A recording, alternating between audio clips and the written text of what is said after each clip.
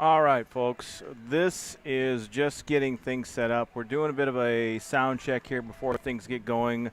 I'm Jay Stenman here on the Fire Network Sports here, and we've got a great game for you tonight.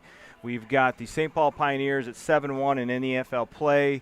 I believe they are 8-2 overall, coming to town to take on the Fargo Invaders, who come in today's game at 5-4 overall, 5-3 in the league.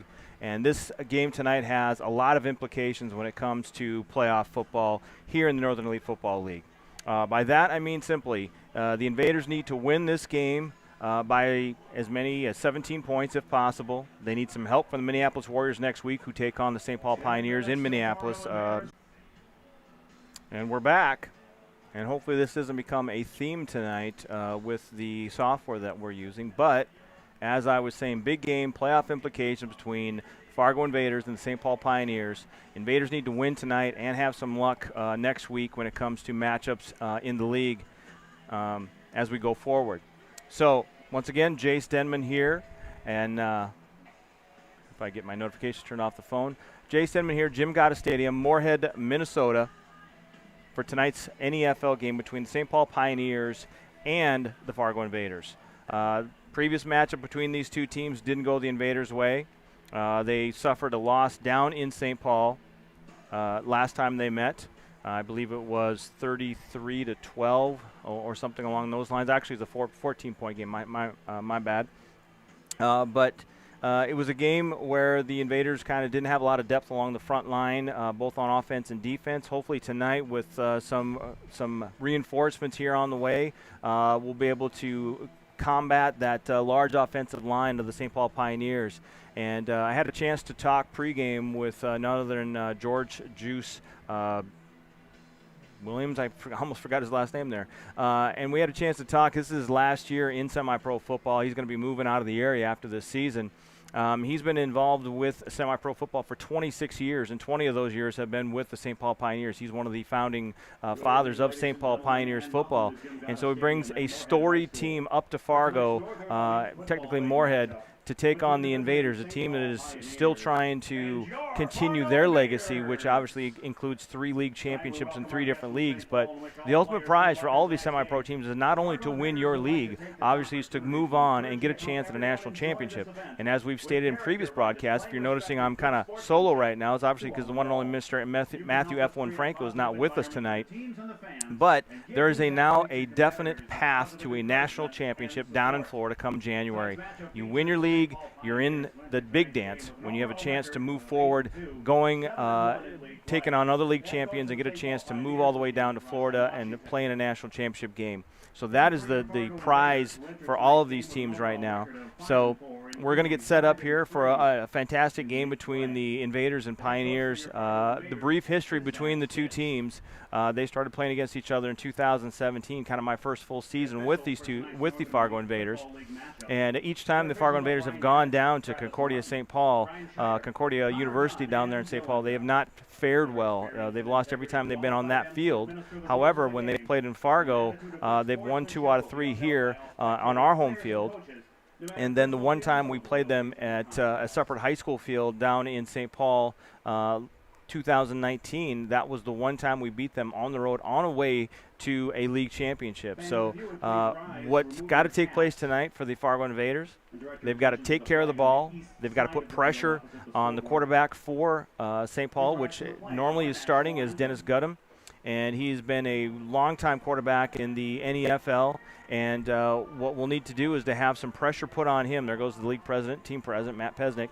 We need to put pressure on him to allow the secondary to kind of cover their guys, because what's happened in the past when the Fargo Invaders have had trouble finishing out games, what's happened is that they have been able to either maintain a pass rush on the team, or they have had problems in the secondary. So they've got to make sure that they're sound there. And then on offense, take care of the ball, like I said. Make sure that you are able to establish somewhat of a running game and then protect the quarterback. Obviously, one of the biggest problems the Invaders have had so far this season has been trying to protect who's ever been at quarterback. Today, the start once again, will be number 14, William Tudman. And he's going to be tasked with trying to read this St. Paul Pioneers defense, who get some of their own reinforcement. Jeff McCaster, the legendary defensive lineman for the St. Paul Pioneers, made his return, I believe, last weekend. And he's going to finish out this season. Once again, he tells me that this is going to be his last year and he's going to be retiring, but we'll have to wait and see if that actually happens. So we'll see how things go. I just kind of talked over what's going on in the background. They've got the national anthem done. They're going to be checking out the coin flip here.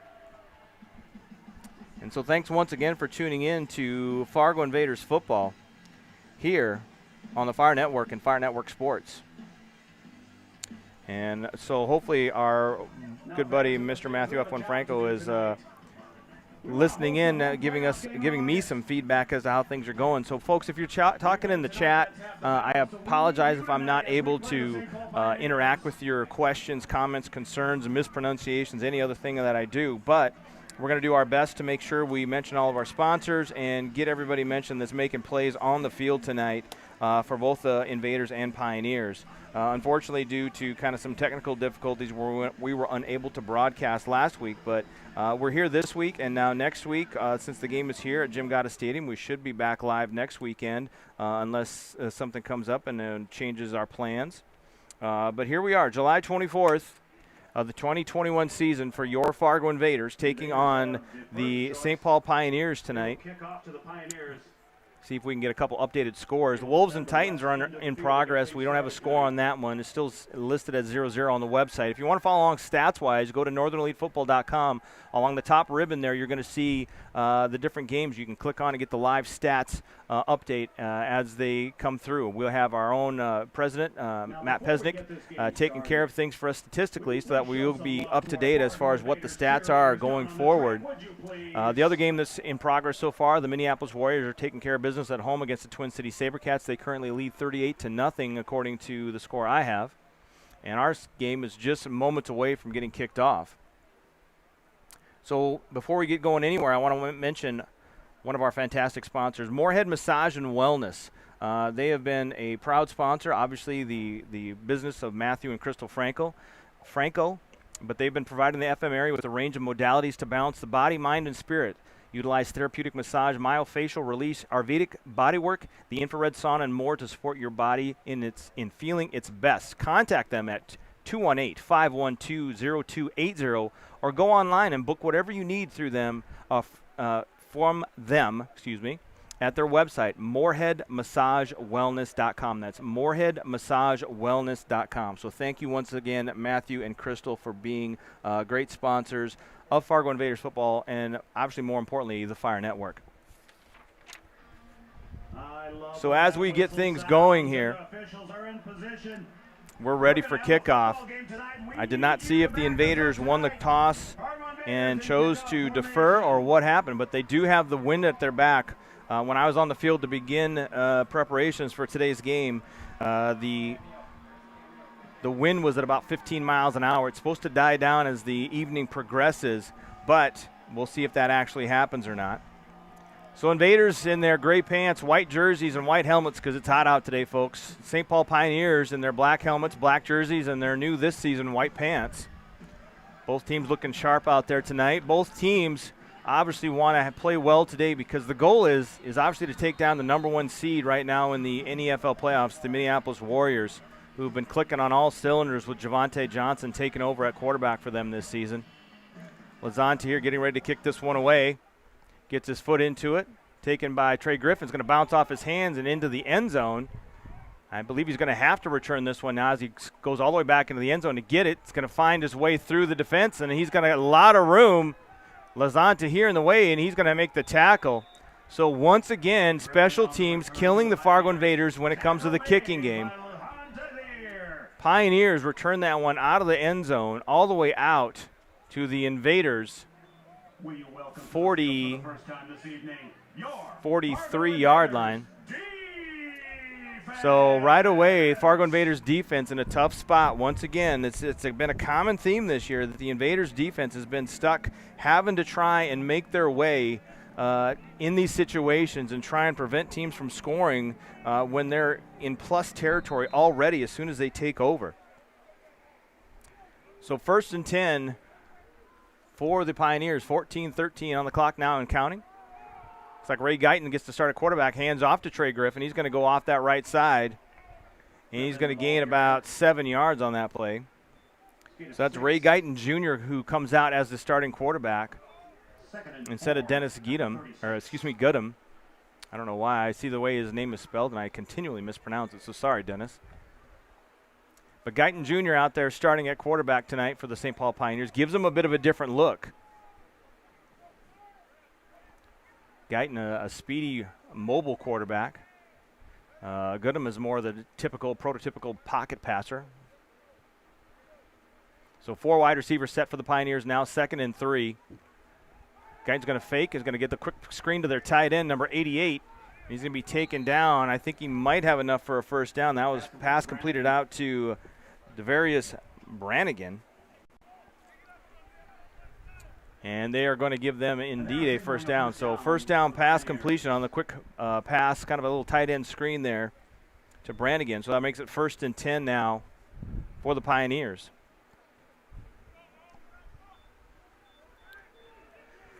So Invaders defense trying to make some things happen here to start things off. Safeties are Perkins and Redmond. Guyton with the fake, going to get a quick pass out to number 9, missed tackle, and then pushed out of bounds by Jameis Neal II. DeBose gets about 8 on that play, it looks like. So another quick pass, another quick 8 yards. So the Pioneers starting off well with some quick passes, moving the ball down the field, already in field goal range. We'll have to see. There's listed as number 80, Eric Elstad, is their kicker. I don't know what his range is, but I would think that you're getting close to field goal range right now, if anything. 4 wide receivers set once again for the Pioneers. Guyton in at quarterback. Fakes a handoff, quick screen out to the outside. Outside receiver gets it, and down the sideline he goes. That's completed once again. That's to number 9, Jeffrey DeBose once again. Result of the play is a first down. Not really anything complicated there for the Pioneers on offense. Just run that RPO, fake the handoff, get a quick pass out to your slot receivers. Let them use that block from the outside receiver and move it down the field. So another first down for the Pioneers. Down, it looks like the 13-yard line. Maybe it's the 12. I believe it's the 13, though. Cornelius Wallow, Anthony Antonio starting at the defensive tackles. Greg Clark and Greg Stem on the defensive ends.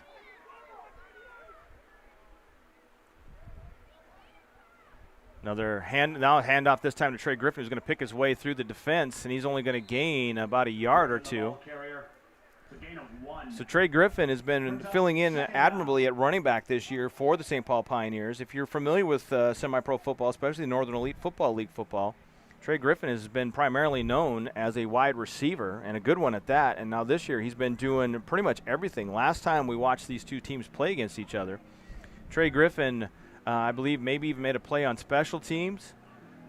He made a number of runs at the running back position, and then also filled in. I caught some passes to him. I mean, he was literally all over the place.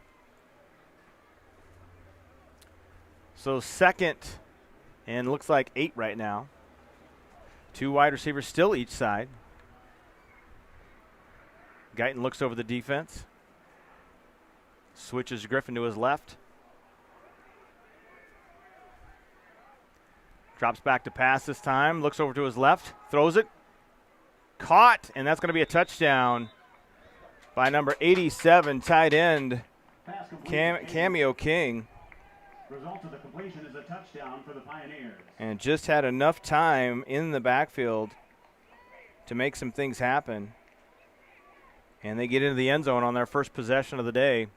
And once again, starting in plus territory at the Invaders, I believe, 43-yard line to start that drive. And drive down there nicely done by Ray Guyton Jr. Getting the start today at the quarterback position. Ellisted on the kick. So Elliston's going to come out and attempt the extra point. St. Paul leading 6-0 after their first drive of the evening. And we'll see if he can get this extra point to go through as well. Snap, set, and the kick is up.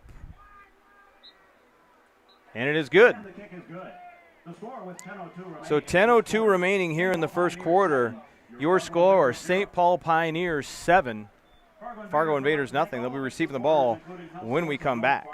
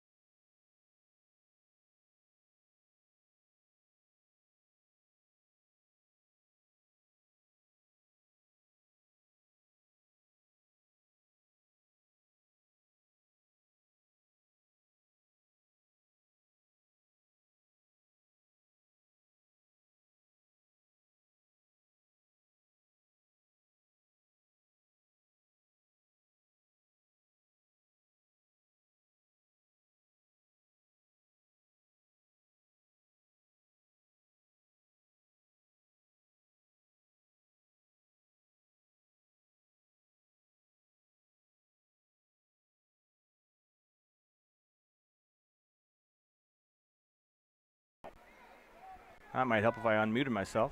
Tudman's going to run this time. He's going to get back to the original line of scrimmage. That'll bring up 4th down for the Invaders. 4th and 10 for the Invaders. Worst part about that whole thing, pushing the mute button accidentally, is I said a lot of really good stuff. So just imagine I said the best thing ever and you heard it. Thanks to President Matt Pesnick for noticing that I didn't have the audio on. Tried to mute myself during the commercial and just muted myself for the entire drive. So 4th down, the Invaders will punt this one away. Lazante here out to punt this one with the wind at his back. Going to try and pin the Pioneers deep in their own territory. Invaders need to make sure their coverage is sound. Snap to Tahir, gets the kick away. Kick goes straight up in the air and out of bounds. And that's going to end up being, I don't know if it hit out of bounds or not. Going to end up with about a 7-yard punt for Tahir. So unfortunately, the punting has not been the strongest this year for the Invaders. And so once again, unable to pin the Pioneers deep to start an offensive possession. One of our new sponsors is here, Novelty Construction, LLC. They're based out of Fergus Falls, Minnesota. Building your dream home, man cave, outbuildings, or updating your current home, come build with them. Call them at 218-850-3352. That's Novelty Construction. So Ray Guyton Jr. still in at quarterback. Maybe he's overtaken Guttem as the starting quarterback for the Pioneers. But he's got that same 4 wide receiver set for the Pioneers. Going to hand this one off up the middle. Griffin got a hand on him. I believe that was probably Jameis Neal, the second, tripping him up there. Griffin, the ball carrier. No gain on the play. So back to the line of scrimmage for Trey Griffin. Couple old familiar faces out there on defense for the Invaders. 2nd and 10 for your Invaders defense. Jeremy Gordon and Derek Alexander into the game now. Good to see them back on the field. So 2nd and 10 for the Pioneers. Dare I say that the Invaders need to make a good defensive series right here to make sure things don't get too far out of hand early on in this game. Guyton's going to hand this one off to Griffin again. This time he's going to be taken out of the backfield. Loss on the play. Griffin, the ball carrier. Looks like he's going to lose about 3 on that one. So that'll bring up 3rd and long for the Pioneers. So good back-to-back plays for the Invaders defense. Let's see if they can keep it going now on 3rd and long. So another important play here for the Invaders. After they had 2 steps forward on those first 2 runs by Brandon Jones on their offensive series, they went backwards and did not have a good punt by Tahir. So now they need to try and stop Ray Guyton in this Pioneers offense and force a punt and get some good field position. Guyton with 4 wide receivers and Trey Griffin right next to him. Guyton with some time. Now he's going to have to scramble to his left. He's got some room there, but looked like a block in the back or a hold there, and we'll see where they mark him out of bounds. But it should be short of the first down, I believe. And it is 4th down. 4th down and 1, maybe 2. We'll wait and see where they spot the ball. Looks like they're going to spot it at the 46-yard line. And we'll see if the Pioneers want to go ahead and punt and trust that defense with that struggling Invaders offense, or if they're just going to leave the offense out there and go for it. Based on that same fact that the Invaders offense has been somewhat inconsistent this season, and they will leave the 4 wide receiver set out there with Guyton at quarterback. Invaders are going to have to watch those quick passes to those slot receivers. Guyton's going to fake the handoff, gets the quick pass out to his slot receiver, and just like I said, gets it out to the 50-yard line for the first down. So that Guyton scramble became even more important to set them up for 4th and short, and they go for it, and they convert on 4th down. So just when the Invaders had the Pioneers backed up at 3rd and long, thinking they were going to be able to get off the field, back-to-back positive plays for the Pioneers puts them at 1st and 10 right at midfield.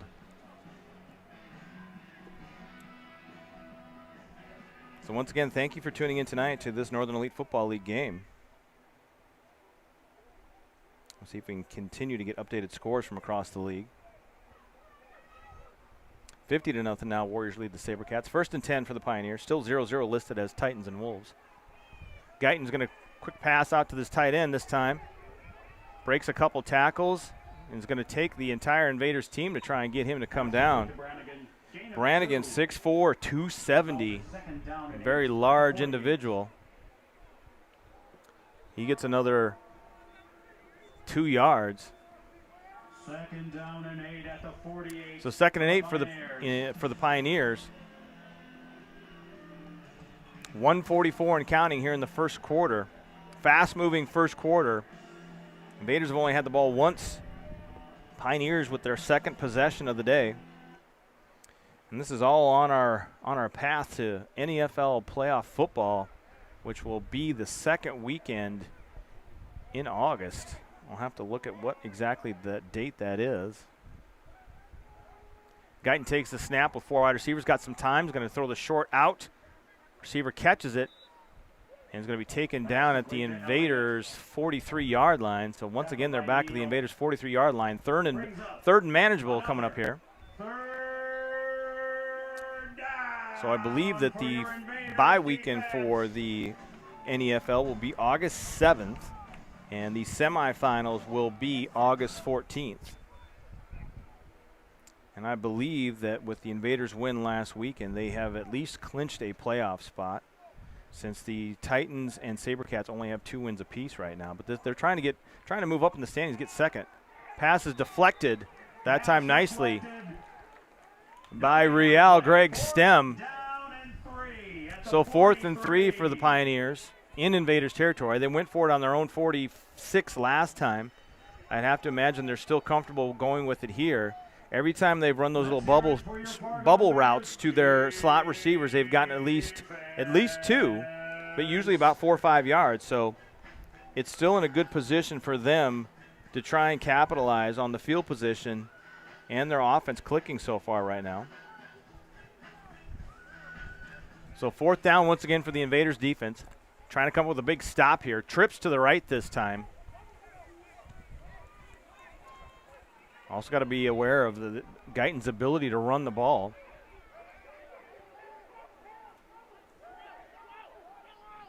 Guyton's going to look to throw across the middle. Passes behind his tight end. Incomplete. Had the right route call. Just could not come up with the catch. A little bit behind him. So that's going to be a turnover on downs. The Invaders force a turnover on downs and will take over at their own 43-yard line. Thrivent Financial, they believe money is a tool, not a goal, driven by a higher purpose at their core. They are committed to providing financial advice, investments, insurance, banking, and generosity programs to help people make most of all they've been given. Thrivent Financial is proud to support the Invaders' goals, and they're excited to help you achieve yours. Let's help you create a financial strategy that reflects your priorities and protect what matters most to you. Contact Ryan Jacobson at 218-282-2881. Hudman is going to pass. It's a nice slant pass over to John Bonney. Breaks a tackle, still going. John Bonney is the quicker picker-upper, and he gets down into Pioneers territory at the 36-yard line. That's a sight for sore eyes. A nice little slant pattern there to John Bonney.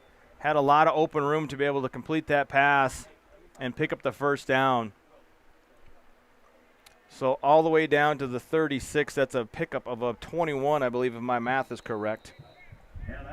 And that's the end of the first quarter, folks. At the end of one, your score, St. Paul 7, Fargo nothing. You're watching Fargo Invaders football on the Fire Network.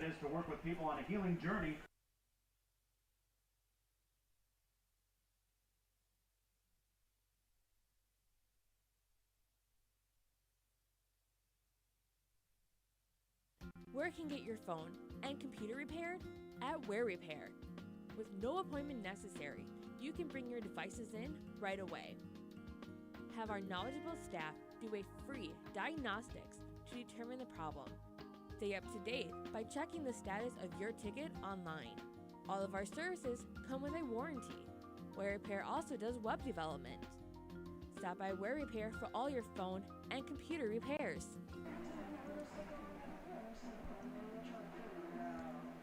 Second quarter set to begin. 15 minutes on the clock. 7-0 your score. St. Paul leads St. Paul leads Fargo. Minneapolis is leading on the road, at home. 50-0 against the Twin Cities SaberCats. So 4 wide receivers set for Will Tubman, it looks like, to start this second quarter. Joined in the backfield by Shane Sigler, I believe. Tubman with some time is going to throw it across the middle. Once again, John Bonney makes the catch, bounces off 2 Pioneers, and plows forward for another first down. John Bonney, the quicker picker-upper. Another first down for the Invaders. Like what I saw there from pass protection for the Invaders, and they are able to get almost just right on the outside edge of that red zone. So 1st and 10 for the Invaders at the Pioneers' 24-yard line. Heading into the win this time right now. Invaders need to keep Tubman upright and allow him enough time to make some things happen. Rod Stewart, John Bonney wide left. Dev Alger, Nate Soto wide to the right. Sigler in the backfield with Tubman. Pioneers looking like they're going to play a little bit of zone coverage, or at least off man. Tubman's got some time. He's going to step up in the pocket. He's got a lot of room. He's going to have to run this one. Takes a big hit there at the 20-yard line, almost a helmet-to-helmet. A lot of room there in the middle, but closed quickly by the Pioneers defense right at the 20-yard line, so right on at the edge of the red zone. First trip of the day for the Invaders into the red zone. It'll be second. They back it up to the 21, excuse me. We just had it at the 20.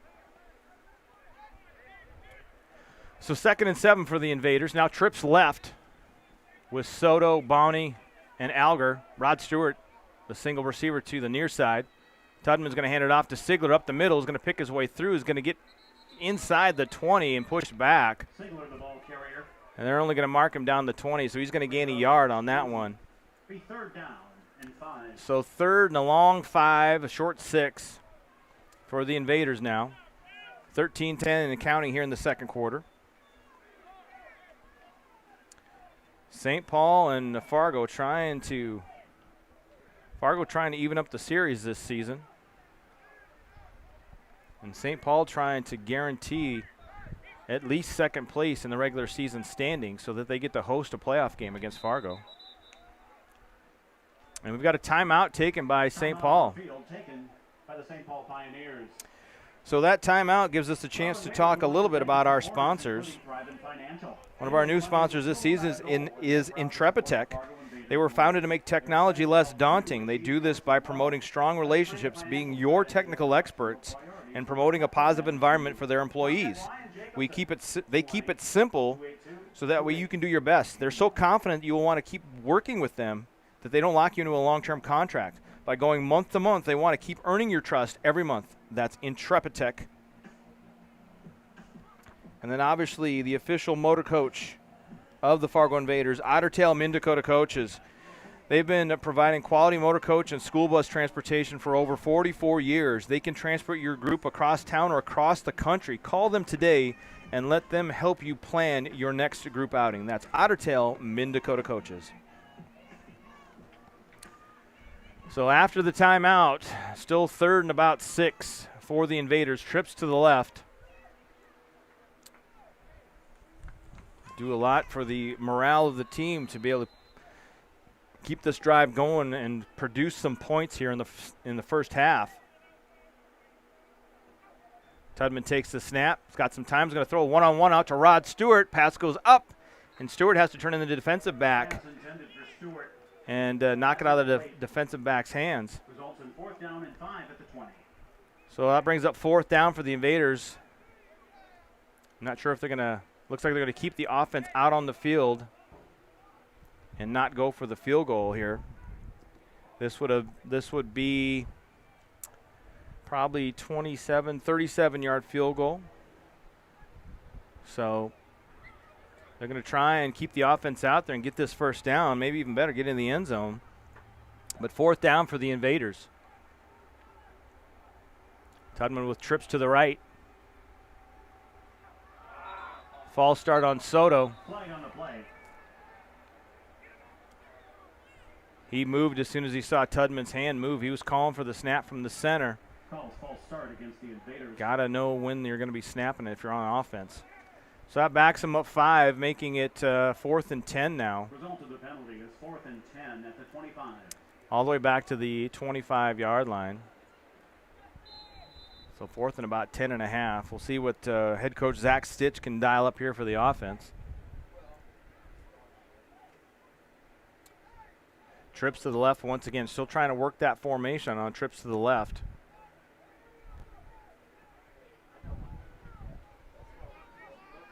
Stewart heads out wide right. Tudman looks things over. 2 deep safeties for the Pioneers. Tudman have to step up in the pocket. Has some time. He's going to try and run this one. Has the juke out of one defender and gets down. Ball's loose. It's going to be picked up and knocked out of bounds by the Invaders by Rod Stewart. Heads up play by Stewart. After the fumble, He only got back to the 15-yard line. He's going to be just short of the first down. And that'll be a turnover on downs for the Invaders. Looks like we got a lineman slow to get up. Looks like Kevin Buxton, number 70, took a moment. But he's up walking. Should be all right. So some positives there for the Invaders offense. Move the ball down into scoring position, but unfortunately come up with nothing. And turn over the ball to the Pioneers at the 15-yard line. So now we'll need to see another good defensive possession from the Invaders to see if they can continue building on that defensive momentum that they had last drive, to see if they can put some pressure on the Pioneers and force them to punt and, you know, flip the field a little bit when it comes to field position. Guyton talking with one of his tight ends there.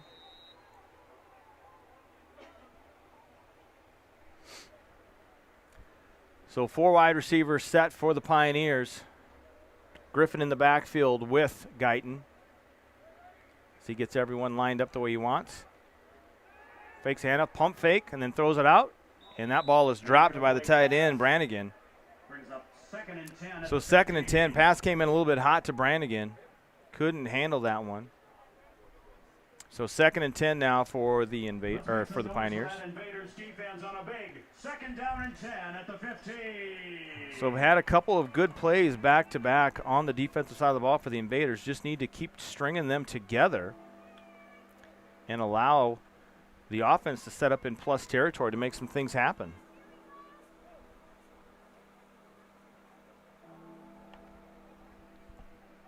So 12-19 on the clock here. Second quarter from Jim Gatta Stadium. Live NEFL football here on the Fire Network. Thanks for tuning in tonight, folks. Guyton with Trey Griffin on his left. Trips to the left this time for the Pioneers. Guyton's going to fake it and go to his underneath receiver, number 18 that time. Cyrus Elliott drops that one. So 3rd and 10 now for the Pioneers at their own 15-yard line. The Invaders can hold here. They can finally force a punt by the Pioneers, but they need to be disciplined here on 3rd and long. So we'll see what the Pioneers offense draws up here. 3rd and 10 at the 15. So 3rd and 10 once again for the Pioneers. They're going to go with their two tight ends to the left, to 2 wideouts to the right. DuBose and Elliott wide to the right. The 2 big tight ends to the left. Trey Griffin on Guyton's right. Guyton gets everyone lined up. Takes the snap, looks to his right. He's got some time. Pass is complete for the first down and then some. And almost breaks a tackle there all the way out to the 43-yard line. Is out to Jeff DuBose. So not what you wanted to see there from the Invaders defense. Held the first 2 plays. Then the Pioneers switched the formation up, put the 2 wide receivers to one side, the 2 tight ends to the other side. And Guyton with enough time was able to connect with DuBose for a big play. 43 out to the 43 from the 15. Gain of 28 on that play. So once again, the Pioneers are not forced to punt and maintain possession, trying to wear out this Invaders defense. So 4 wide receivers set. Now they've got 1 tight end on each side. Hand off this time to Griffin to the right. He's going to pick his way through. He's found a hole, and he's going to get 9 yards on that play. Gain of 9. So a nice run there by Trey Griffin once again. He's even listed in the program as a 5'10" wide receiver, but plays much bigger than that. He's playing running back this season. So Brannigan and Elliott wide to the right. DeBose and King wide to the left. Guyton along in the backfield along with Trey Griffin. Some discussions with Guyton and DeBose trying to get the right route combinations, I believe. And they're going to hand it off to Griffin. He's going to try and bounce to the outside. He's got some room. Once again, he's going to hurdle and ends up hitting down. Ball is loose, recovered by the Invaders, but I believe they're going to say that he was down because he was upended by the Invaders. Pretty much landed on his head, and when that happened, the ball came loose. Ground cannot cause a fumble. NFL rules here in the NEFL. So that'll be another first down for the Pioneers. Nice run by Trey Griffin.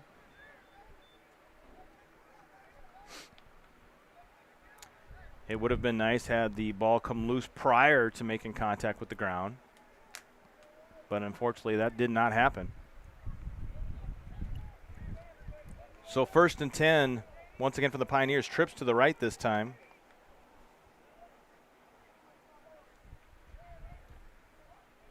Guyton's counterplay this time back to Griffin, keeping it on the ground, and he's going to get back just to the line of scrimmage. No gain on the play. 2nd and 10 at the 36.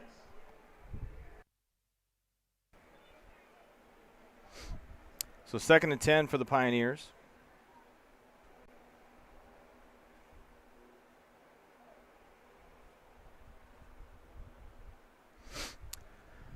Second and 10, I guess there's been a signing by the Minnesota Vikings. They signed D.D. Westbrook, wide receiver.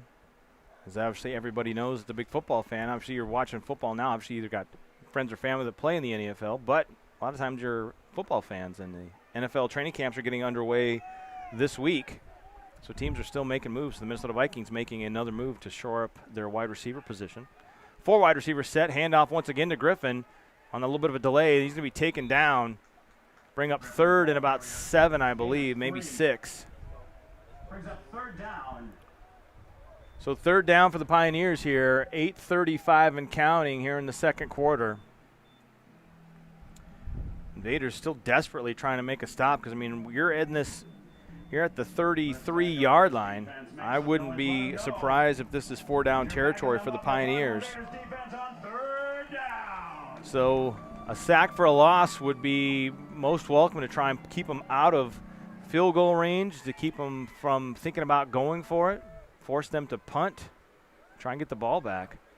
4 wide receiver set once again for Guyton. Takes the snap, looking to his right, now back to his left. He's going to swing it out to his running back over the head of Trey Griffin. Trey Griffin's a good receiver, but he's not quite that tall. So 4th down and about 6 now. Long 6 for the Pioneers. And it looks like they are bringing the punting unit on. They're going to try and pin this Invaders offense back deep in their own end, as they've been kind of hit or miss offensively. So they probably feel they can play field position and pin them back deep, try and force a mistake by the Invaders. Former Golden Gopher kicker in a 51-yarder against Sioux City to win it. Oh, that's right. So it's actually the field goal unit out to attempt a 50-yard field goal with the wind at his back. Used to kick for the Golden Gophers. Kick is up, drives it. Let's get head to the right, and it is no good, wide to the right. So the Fargo Invaders force a stop there. Eric Elstad, 6'3", 220 kicker from the University of Minnesota. He has kicked a 51-yarder to beat Sioux City a couple years ago. So he's got the leg, had the wind at his back, just pushed it to the right. So the Invaders will start their next possession at their own 40-yard line. So good starting position for the Fargo Invaders. Now need to make something happen because we are at 7:47, almost the midway point of the second quarter, and with the score still 7-0 in favor of the St. Paul Pioneers. And I do see Kevin Buxton, who was shaken up on that last play, on the sideline right now, so maybe he'll only take a series off or something right now. He's got some ice on one of his knees, so He'll be substituted out. Trying to pick out exactly who's in for him. 2 wide receivers right, 1 to the left, tight end on that left side. Going to hand the ball off up the middle to Devaney, and he's going to gain a quick 3 yards up the middle. And get that clock running once again. So obviously so far today, unlike the last time we were here in Moorhead when Minneapolis scored 10 points a quarter for the first 2 quarters, then really blew things open in the 3rd quarter. Been pretty back and forth so far. Invaders defense been able to hold with the exception of that opening drive. Just not able to get anything going offensively right now. 3 wide receiver set once again for Tudman. He's got some time. Pump fakes. He's going to just kind of take this one and get as much as he can. He's going to gain a yard on that one. That'll bring up 3rd and 6. Didn't like what he saw there. Had 1 deep route, a couple shorter routes. Couldn't find anything that he liked. So just tucked it and ran. Got what he could. Better than taking a loss. So 3rd and 6 for the Invaders here, almost at midfield. Trying to get into St. Paul Pioneers territory. On a hot and windy day in Moorhead, Minnesota. Tudman with some time. He's going to pick his way through. He's going to scramble. He's going to roll to his right. Pump fakes. Receiver doesn't get open, doesn't see that he was scrambling. And he runs out of the bounds. He's going to, I think, lose a yard or get back to the line of scrimmage. That'll bring up 4th down. So once again, Tahir will be out to punt this one away.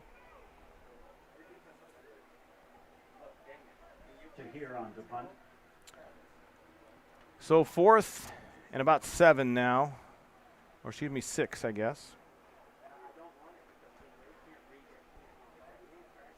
So Tahir, who had just a 7-yard punt last time, trying to make better on this next attempt.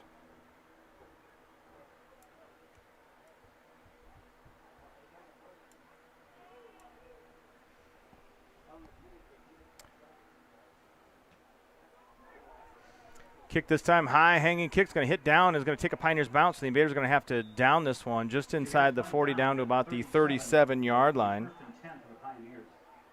Invaders would like to thank its supporters, including Otter Tail Mid-Dakota coaches, providing quality motor coaches. And I do thank everyone for letting me know that the sound was not there.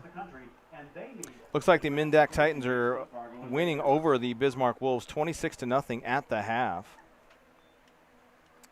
And as I said before, the audio problem was actually my fault. There was no weird technical issues. It was just me pushing a button, and I didn't push it again.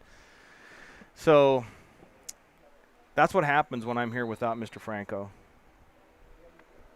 So 1st and 10 for the Pioneers at their own 37-yard line for their next possession with 5:26 on the clock here in the first half. Invaders trying to force another turnover. Guyton with some time got across the middle right into the hands of Quinn Redmond, who cannot come up with the interception. He was going for the interception, but then saw the receiver coming, couldn't make up his mind if he was going to hit the receiver or go for the ball.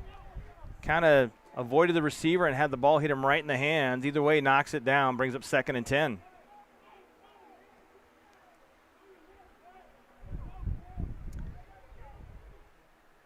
So once again, folks, thanks for joining us tonight. Good to have semi-pro football back this summer after taking last year off with everything that happened. It's good to be back. Good to see these teams battling once again. You don't realize how much you miss it until it's gone, obviously. Trips to the left this time for the Pioneers. Guyton's going to fake the handoff. Its pass is tipped. Pass is incomplete. Hand on it there. I believe that might have been Jeremy Gordon getting a hand on that pass. So 3rd and 10 now for the Pioneers. Another opportunity for the Invaders to force a punt. We'll see if they can do it.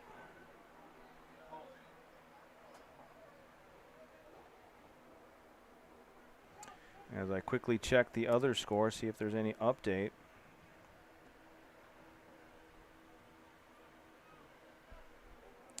would think with the Warriors leading 50-0, that game should be running clock. Warriors are up 56-0 at home against the SaberCats, while the Titans now, it is a final. The Mindak Titans win 46-0. So next week, I believe it's the Titans and the SaberCats to see who gets that 4 seed. Guyton with 4 wide receivers, going to throw this one out to the right, way outside. That'll be a ball if you're scoring baseball at home. And so with 5:08 remaining in the second quarter, the Pioneers are going to be forced to punt for the first time this evening. And we'll see if that will allow the Invaders to get something going offensively.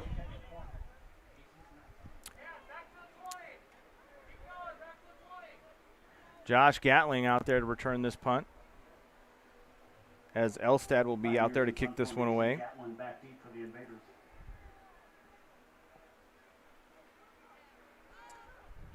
Clock has stopped out that incomplete pass. High spiraling kick. It's going to hit down. And it's going to be down by the Pioneers at the 19-yard line. So a nice punt there by Elstad. And that'll be the next chance for the Invaders to take over. 1st and 10 at their own 19 with 4:53 to go here in the second quarter.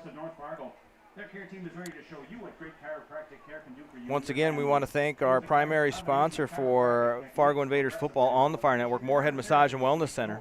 Providing the Fargo-Moorhead area with a range of modalities to balance body, mind, and spirit, utilize therapeutic massage, myofascial release, easy for you to say, Ayurvedic body work, the infrared sauna, and more to support your body in feeling its best. Contact them at 218-512-0280 or go online to moorheadmassagewellness.com.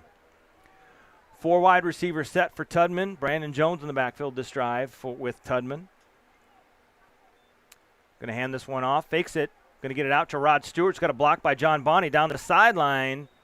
Nice pickup there. Stewart gets a gain all the way out to, I believe, the 27. So it should be a gain of 8, so 2nd and 2 now. Just like the defense, the offense for the Invaders needs to continue to piggyback positive plays on top of each other and try and get down the field, get into scoring position. Still a 7-0 game. I mean, I think this also shows about these two teams. I mean, the game down in St. Paul obviously got out of hand for the Invaders, but also it was even hotter than it is here today, and the lack of depth really showed. Hand off to Brandon Jones off the left side. Got a lot of running room. Cuts back, makes a man miss. Still going, almost out to midfield. And they're going to mark him down, I believe, all the way at the 49-yard line. First down run by Brandon Jones. Brandon Jones running well tonight, picking his way through the Pioneers defense, and we'll see what that adds to his total. Brandon Jones had, according to the stats, had 3 carries for 16 yards, and that one should be 27, another 22 yards, so he should be up to like 38 yards on 4 carries, so a nice average right now for Brandon Jones. I'd like to see that continue. 5 wide receiver set this time for the Invaders. Tubman by himself has to step up in the pocket, and he's going to go down. Going to be taken down at the 44-yard line. Tried to spread out the Pioneers' defense there with the 5 wide receiver set, and that 4-man rush got to Tudman. And I see big number 97, Jeff McGaster, out there. I tell you what, as a commentator and a fan of the Fargo Invaders, I will not miss seeing that young man out on the field, hopefully come next season. But he's here today, gotta defend him, gotta keep him off your quarterback.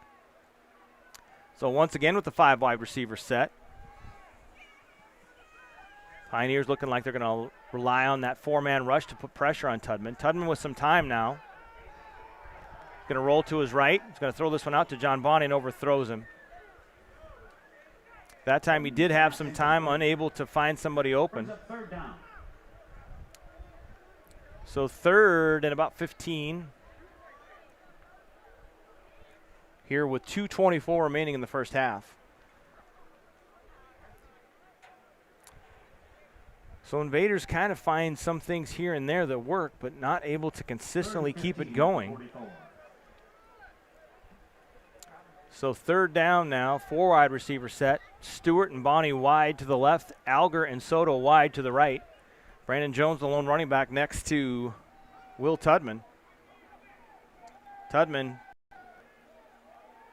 Brandon Jones tries to stop Jeff McCaster, and that's just too much man coming through the middle there. Another sack back to the Invaders, 37-yard line. That's going to bring up another punt for the Invaders.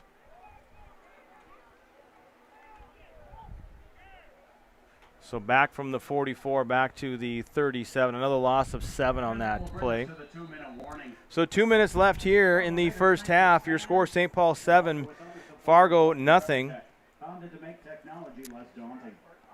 Talk about one of our other sponsors, Thrivent Financial and Ryan Jacobson. At Thrivent, they believe money is a tool, not a goal, and they are driven by a higher purpose at their core. They are committed to providing financial advice, investments, insurance, banking, and generosity programs to help people make the most of all they've been given. Thrivent is proud to support the Fargo Invaders' goals, and Ryan is excited to help you achieve yours.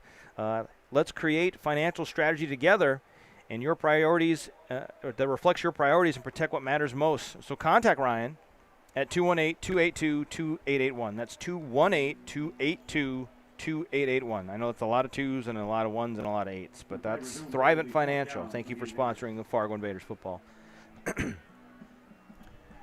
So as we move along in this game,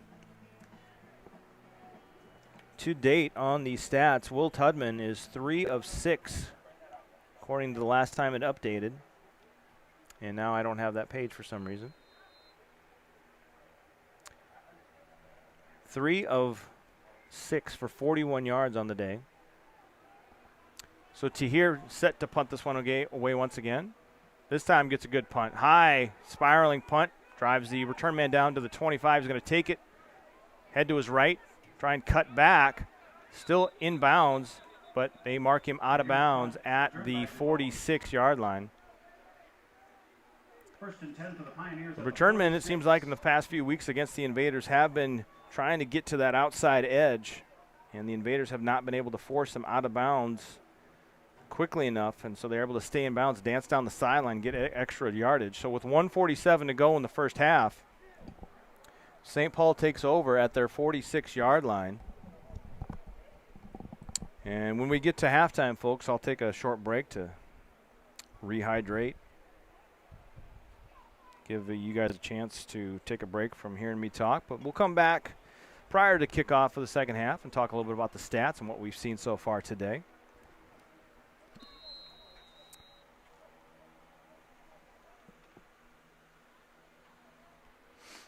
So 4 wide receiver set for Guyton. Pioneers almost at midfield. Guyton, draw play to Trey Griffin. Up the middle he goes. He'll be taken down by Griffin, the ball carrier. Dom Gussian. And he's taken down the 7-yard line. Nicely done by the Pioneers. Looking like they were going to stick to a passing game here with a minute and a half to go and counting in the first half. Snuck in that draw play. So trips to the left this time for the Pioneers. The big tight end, Cameo King, goes wide to the right. Guyton takes a step, looks to his left, goes through his progression. Going to have to run this time. Makes a man miss down the sideline. He goes, tries to pick up another block, stays in bounds, and he'll be taken down at about the 32-yard line. And there'll be a timeout taken by St. Paul with 57.1 seconds remaining in the first half. Now they're in range for a field goal from number 80, the big leg himself, Eric Elstead. So we've got a timeout here. Trying to see who I haven't mentioned in a while. Novelty Construction, based out of Fergus Falls, Minnesota. Building your dream home, man cave, outbuildings, or updating your current home. Come build with them. Call them at 218-850-3352. That's 218-850-3352. And we're just getting back. We'll mention Otter Tail, Minn Dakota coaches, as always. Providing quality motor coach and school bus transportation for over 44 years. They can transport your group across town or across country. Call them today and let them help plan your next group outing. Otter Tail Mid Dakota Coaches, the official transport of your Fargo Invaders.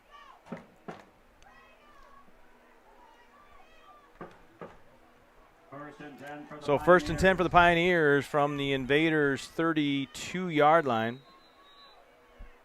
Invaders trying to bend but not break and not give up any more points. Only giving up that one opening drive touchdown.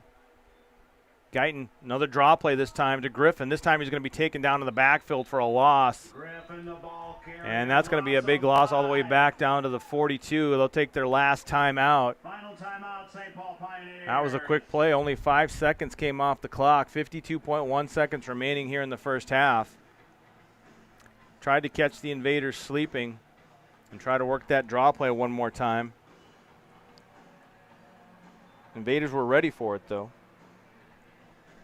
Second and 14. So I guess they mark it back at the 36-yard line, so not quite a 5-yard line. It's about a 4. So Invaders need a couple more plays to get it to halftime.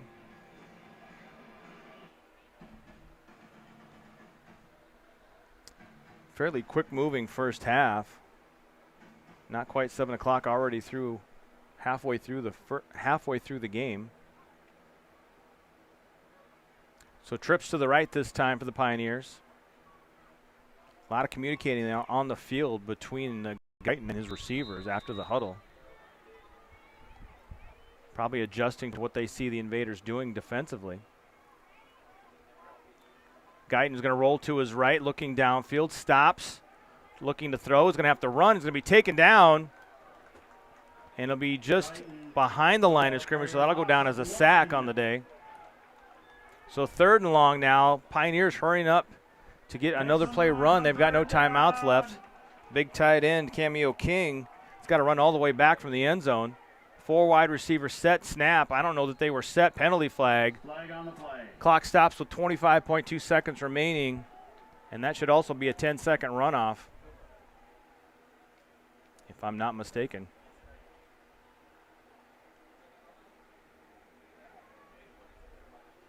So far, false start there. Call is against the Pioneers.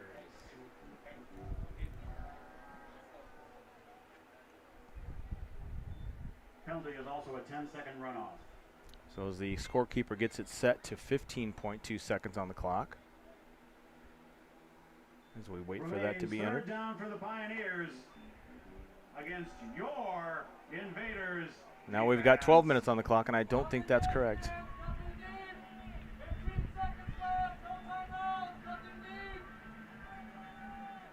We almost got it. I do not know how the scoreboard works there. 15.2 seconds on the clock here in the first half. Pioneers with 4 wide receivers set. Guyton going to do that draw play one more time to Trey Griffin, and he's not going to get much more than back to the line of scrimmage, and that's probably going to do it for the first half. It'll be 4th down unless they hurry and get ready for a Hail Mary, but it looks like it's not going to happen. And that's the end of the first And there is your last play of the first half. At the half, St. Paul leads Fargo here in Moorhead, Minnesota. 7-0 is your score at the half. Playoff implications on the line. We've got a good one here today, folks. 7-0 is your score at the half. Fargo trails. We'll see if they can get things going here in the second half. We've got, should be 12 or 13 minutes on the halftime clock. And so I'm going to take a break and come back a few minutes early before that, and we'll go over the stats from the first half. You're watching Fargo Invaders and Northern Elite Football League football on Fire Network Sports.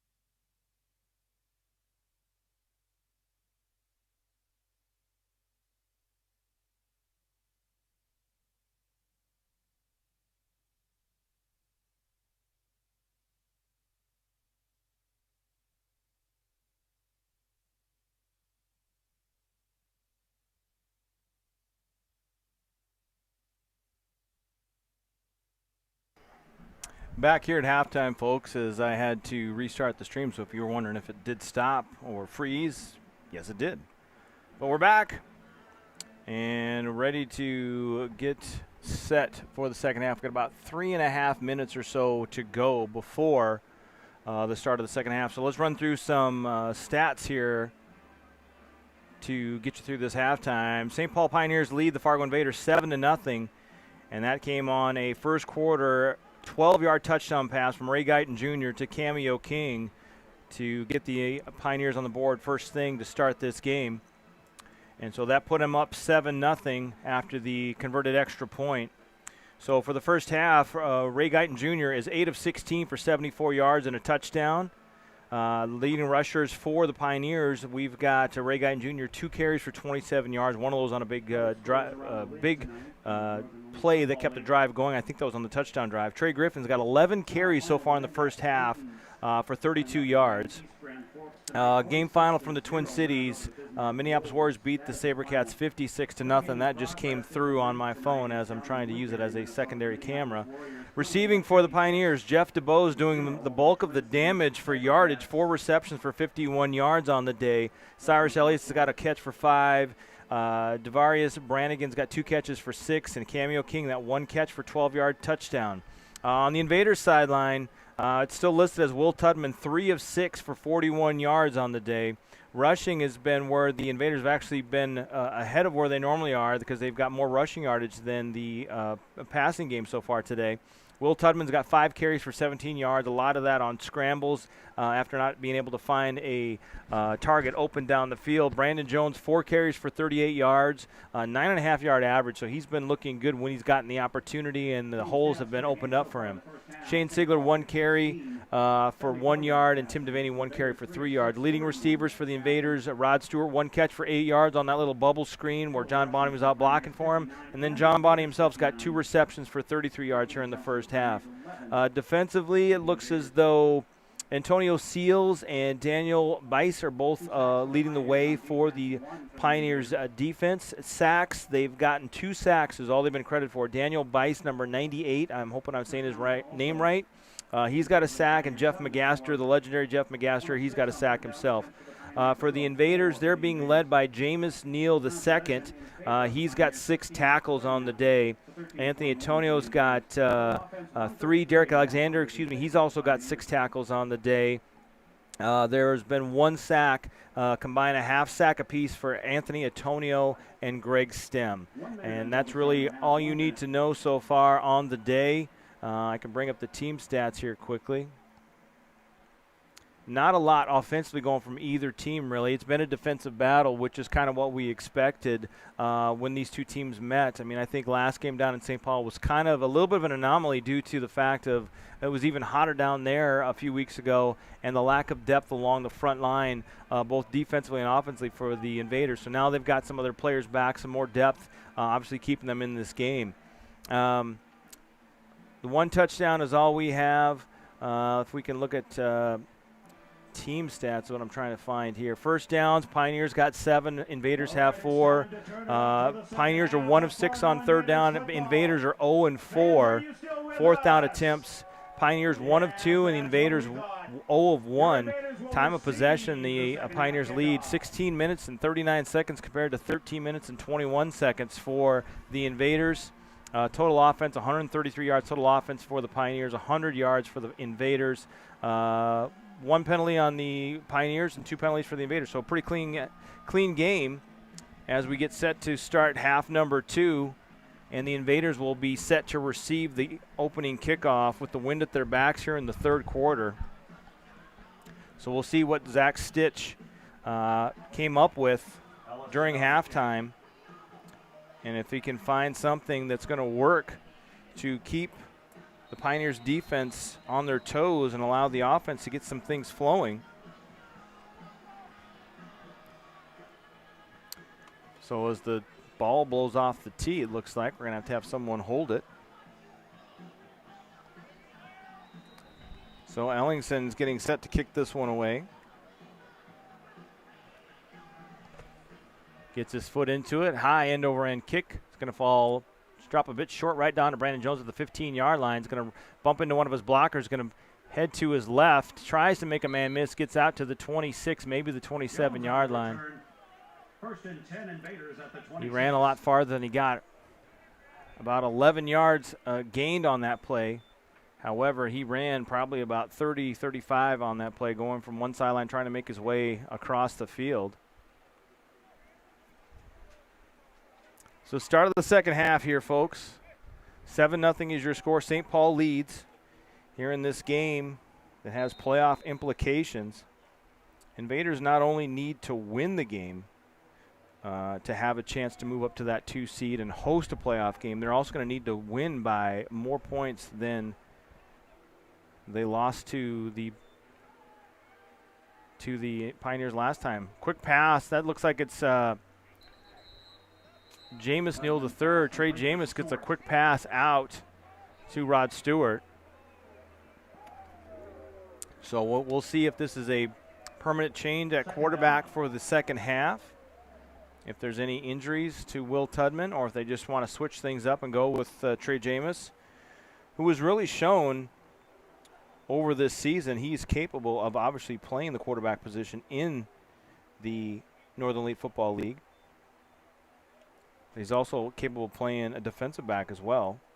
Just one of those players you want to try and get on the field any which way you can. So 2nd and 7, high snap, bobbled, but Trey Jameis gets it. He's going to throw this one out quickly to Rod Stewart, and he bobbles it and is unable to come up with it. Couldn't quite see how that play unfolded there on the sideline with the players right there. Brings up 3rd down. Just trying to look up the Fargo Invaders schedule. Make sure we're got audio bouncing here. So last time these teams met, St. Paul won 26-14, a 12-point difference. So obviously the Invaders have to beat that feat here at home. But right now, they got to do something, just get on the scoreboard. James Neal III with some time. He's going to throw this one, throws it out, and it's going to be picked off. Nate Soto's going to try and track down the defensive back, and he's going to be brought down after the interception. First turnover of the day thrown by Neal. Pass intercepted by Hill. Underthrown a bit, tried to get it to Soto, and that's going to set up the St. Paul Pioneers inside the red zone. Not the way you wanted things to go when you make that switch at quarterback to try and make some things happen. Underthrown ball, picked off and returned inside the 15. It's been a big Achilles heel of the Invaders this season, is those turnovers against Minneapolis and against St. Paul. They've had some turnovers in other games, but it hasn't been quite as detrimental like the game against the Mindac Titans where they had 5 turnovers. Still managed to win that game handily. So Guyton with trips to the left this time, low snap, runs into his running back, is scrambling, still has some time to throw it. Nobody's open. They thought it was going to be a run play. Josh Gatling in coverage on number 87, Cameo King. Guyton runs out of bounds for a loss of 4, I believe. Ball will be spotted at the 19. Make that 5 all the way back to the 19. So a 5-yard loss. So that'll go down as a sack on that play. So Invaders are going to need to force a few more of those if they want to prevent them from scoring. Already in field goal range with the big leg of Eric Elstad.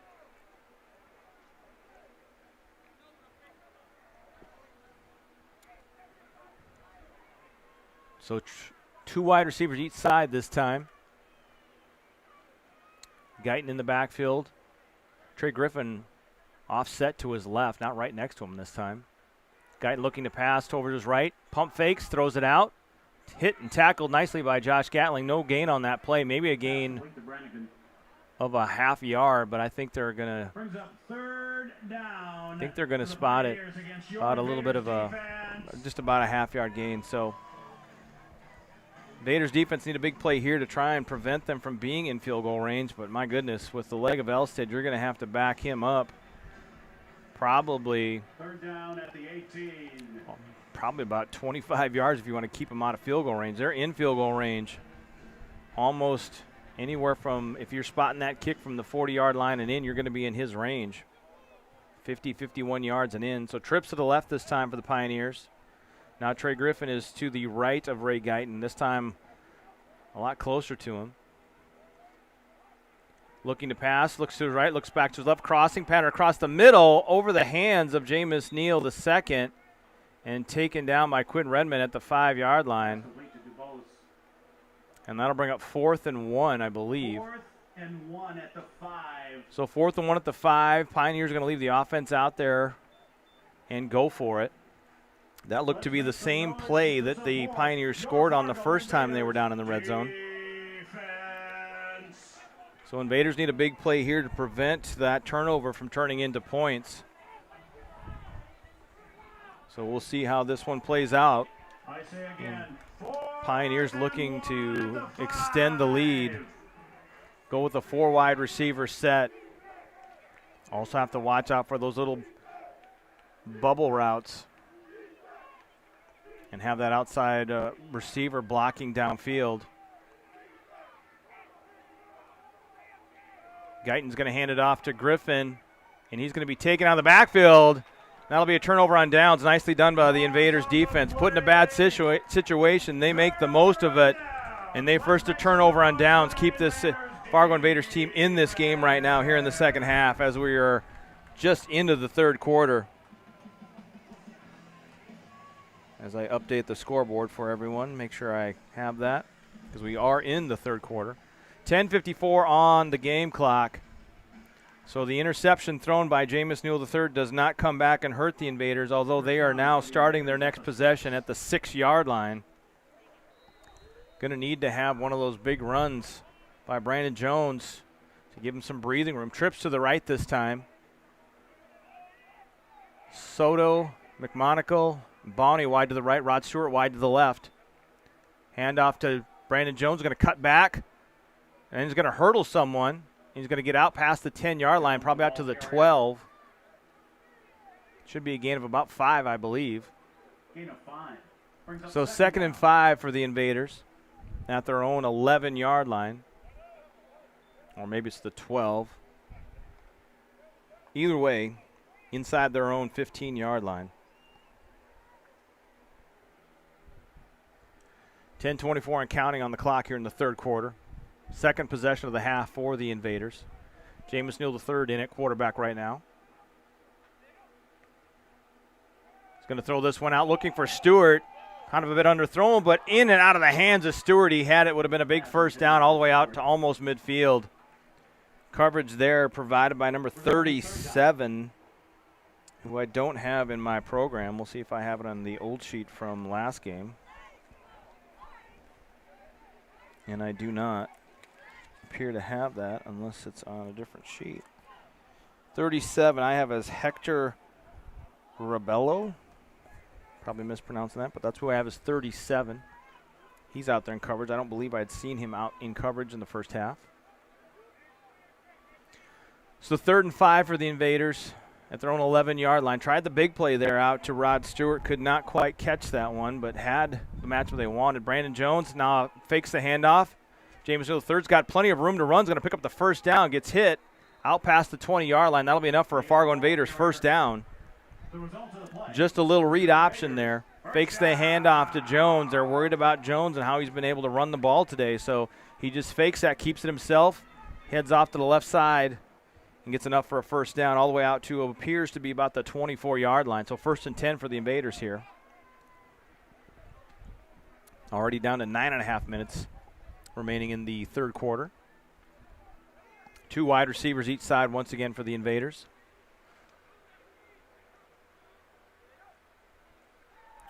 Jameis Neal III is going to throw this one out, looking for McMonagle. He was not anticipating that one. Soto kind of had run off out of the route. He was trying to kind of float that one to McMonagle. He was not ready for it. The diving attempt for the Pioneers defense there, as I get an updated roster, is 37 is Kier Rhodes. All right. Those last-minute jersey number switches I'm sometimes not made aware of until it's too late. So 2 wide receivers each side for Neal. Going to hand this one to Brandon Jones. Big hole up the middle this time out to the 30. Makes another man miss, but he's taken down by Rhodes. And he will be out to another first down all the way out to the 34-yard line. So Brandon Jones having his best day of the season on the ground, finding some open lanes to run through. So nice job by this offensive line of the Invaders, opening some holes and allowing them to get the ground game going. Something we haven't been able to say for quite some time. It's one thing Matthew Franco and myself continue to talk about. It's the ability to have a running game going and open up the pass game. Blitz coming off the edge. Jamison III is going to look, going to throw this one back to Stewart. He's going to catch it and out of bounds at midfield. Neal's pass complete to Stewart. Stewart with a nice chemistry there with Neal. Fargo Invaders. Saw Neal was starting to scramble. He stops and sets down at that 50-yard line. Gain of about 16 on that play, so they're out to midfield now. 8:24 and counting here in the third quarter. Invaders trying to get something going offensively, trying to be sparked by Trey Jameis, as I like to call him. Jameis Neal III, the human juke stick, in at quarterback. In the backfield with Brandon Jones, Alger and Bonnie wide to the right, Soto and Stewart wide to the left. Another handoff to Brandon Jones, going to run up the middle once again. Penalty flag comes in. Marked down at the 43-yard line, about 43 and a half, but there's penalty. But that's going to come back, holding on the Invaders.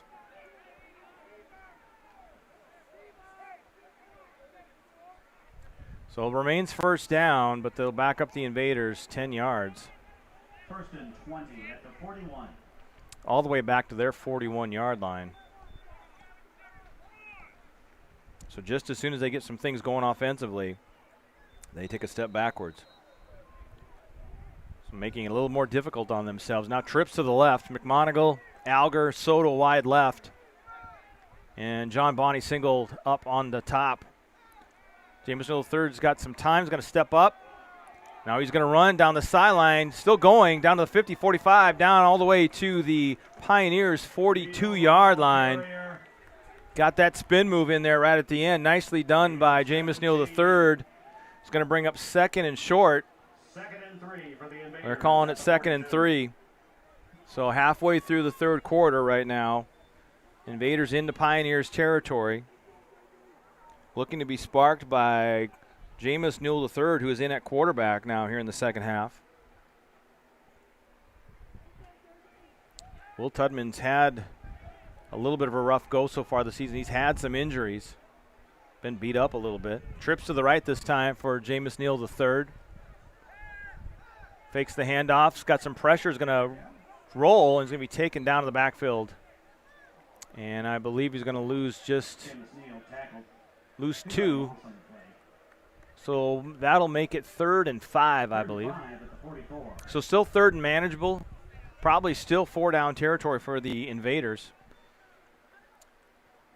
Because even if they don't gain any yardage right here, it'd be 4th and 5 if they don't get anything here. And they haven't had many opportunities in the Pioneers' territory today. They had the one drive that ended after going backwards and unable to complete a 4th and 10 play. So 3rd and 5, trips to the right this time. Pioneers showing pressure. The linebackers potentially blitzing. One backs out. One comes off the edge. Jameis Neal III's going to throw it out. Tries to get it to Alger, who didn't turn around in time. And that'll bring up 4th and 5 for the Invaders. Brings up 4th down.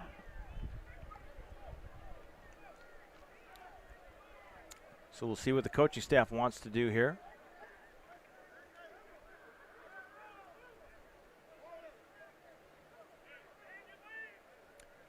So 4th down. Offense stays out there trying to convert on a 4th down. Invaders, I believe, today are 0 for 1 on 4th down. Trips to the right. Pioneers looking to bring some pressure from that right side. Pressure up the middle. Quick pass to John Bonney. He's going to fight forward, and he's going to have enough for a first down. Once again, the quicker picker-upper, John Bonney, gets the first down. Nice pitch and catch from Trey Jameis to Bonney. So the drive continues for the Invaders. First down and 10 at the 37. 5:47 and counting here in the third quarter. One of the better looking drives of the day for the Invaders. Still need to get this one into the end zone.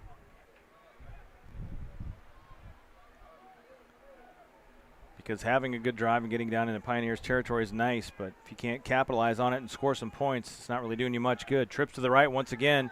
Quick pass batted down that time by number 91, Caleb Holes. Got that big paw up there, knocked it down. Holes, it's listed at 6'2", but he looks a heck of a lot bigger than that from up here. So 2nd and 10 now, 5:20 stopped on the clock. Jameis Neal III coming in here in the second half, making some things happen with his feet, completing a few passes to Rod Stewart. One to John Bonney. Already got 27 yards on the ground for Jameis Neal III. Trips to the right once again. Has a little bit of time. He's got a scramble. He's going to just throw this one deep, have his receivers make a play on it, and it's caught by Nate Soto. Penalty flag comes flying in.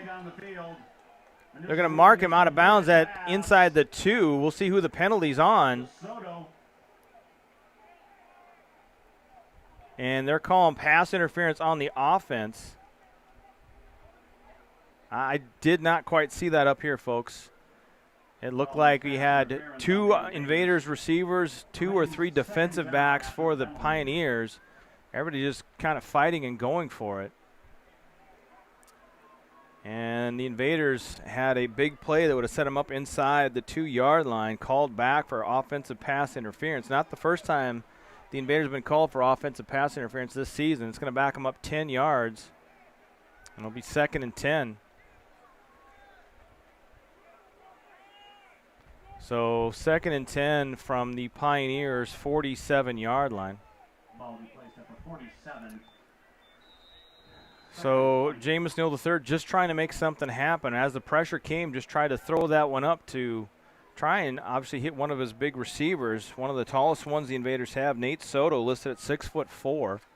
Handoff this time to Brandon Jones. Bounce off a tackler in the backfield. He's swarmed. He's going to gain a couple and make it back to the 45. So gain of 2 on that play. You see a couple Pioneers slow to get up. They look to be okay. I think that's number 56, Jacob Husnick. Excuse me, 66. That's Jesse Brownlee. That's on I. So he's going to jog off, so he's all right. So 3rd and long now for the Invaders from the Pioneers' 45-yard line. What looked promising, like the Invaders are going to be set up with a chance to score inside the 2, gets called back, and now they're forced to try and convert a 3rd and long. Jameis Neal III with some time is going to throw this one deep, looking for John Bonney. And he can't get to it. Well defended there by Rhodes. So that'll be 4th down for the Invaders at the Pioneers' 45-yard line. We'll see if Coach Stitch wants to just punt this one down in there and see if he can play the field position game. You can see some of the coaching staff and even John Bonney himself trying to talk to the referee about calls, no calls there.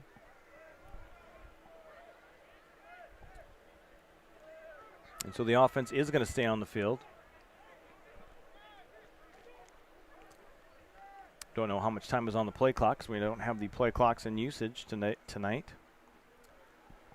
Stewart and Bonney is going to be on the near side towards us. Alger and Soto wide to the right. Jameis Neal III in the backfield with Brandon Jones. Going to need to get all the way down to the 27-yard line of the Pioneers to get this 1st down. So 18 yards needed. Neal III with some time. Going to have to scramble.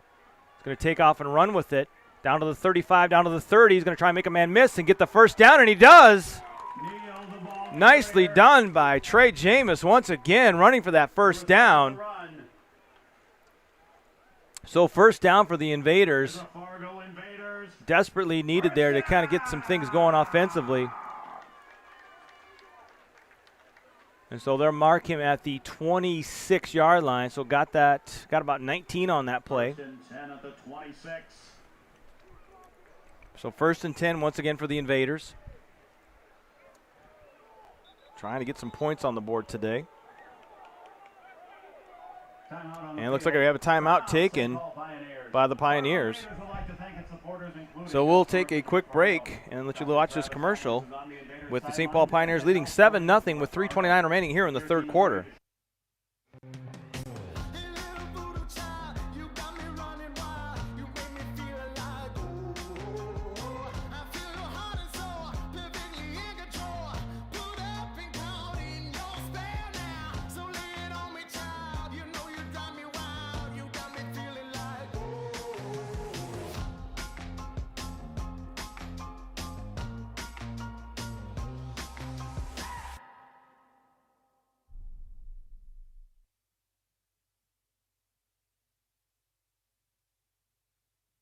Back here at Jim Gada Stadium in Moorhead, Minnesota, our Northern Elite Football game of the week as the home of your Fargo Invaders here on Fire Network Sports.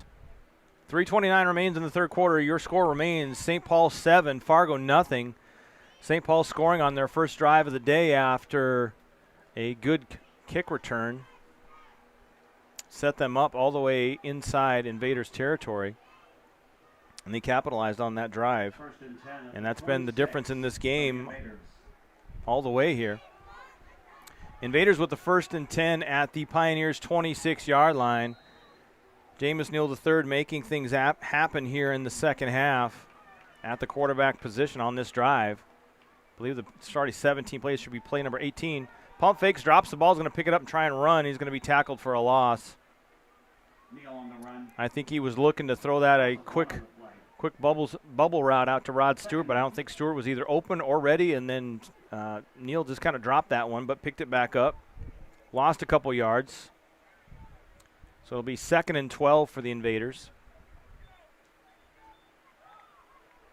at the 28-yard line.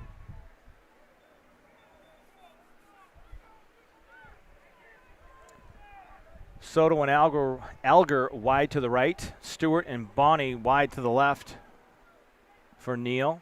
Brandon Jones in the backfield. He's got some time, looks over his route. He's going to throw this one, jump ball up down the sideline. And Soto goes up and has to play defensive back once again to knock that one away. Trying to take advantage of that height over there and just put that ball up where he can make a play on it. Jeff McCaster a little slow to get up. He looks to be fine. So 3rd and 12 now for the Invaders. I'm not quite sure if they are in Lazanta here range for field goal from here. They do have the wind at their back, although the wind has been dying down as the day has progressed. It just sounds a lot windier because I got a fan behind me, folks, because it's hot out. Dropped down to 86 so far here. So 3rd and 12 for the Invaders. 2 wide receivers each side. High snap through Jameis Neal III's hands, but he gets it. He's going to try and run this one. And he's going to get down inside the 30-yard line. Invaders trying to call for a face mask. No gain on the play. And they did not get the call, but he gets back to the original line of scrimmage. So it'll be 4th and 12 for the Invaders. Still at the 28-yard line. If the Invaders would have got that penalty they were hoping for, that would have given them an automatic first down.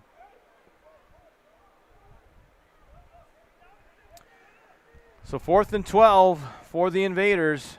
Need a little more Jameis Neal III magic on this play to try and keep this drive alive. I'd hate to see a 20-play drive all for nothing, but that's the potential if the Invaders don't convert on this play. So 2 wide receivers each side. Once again for Neal. Snap, nobody moved. Going to throw this one deep. Passes bobbled and then intercepted. Neal's pass intercepted by number 20. So that doesn't particularly help nor hurt the Invaders. It looked as though they were trying to either assume that there was going to be a free play with someone moving across into the neutral zone for the Pioneers, and then Neal had to make something happen, so just tries to throw that one up to Soto once again. Unable to connect. So with 1:26 remaining in the third quarter, Neal throws his second interception of the day, turnover. It was a fourth down play, so pin the Pioneers back inside the 10. I believe they're at the 8.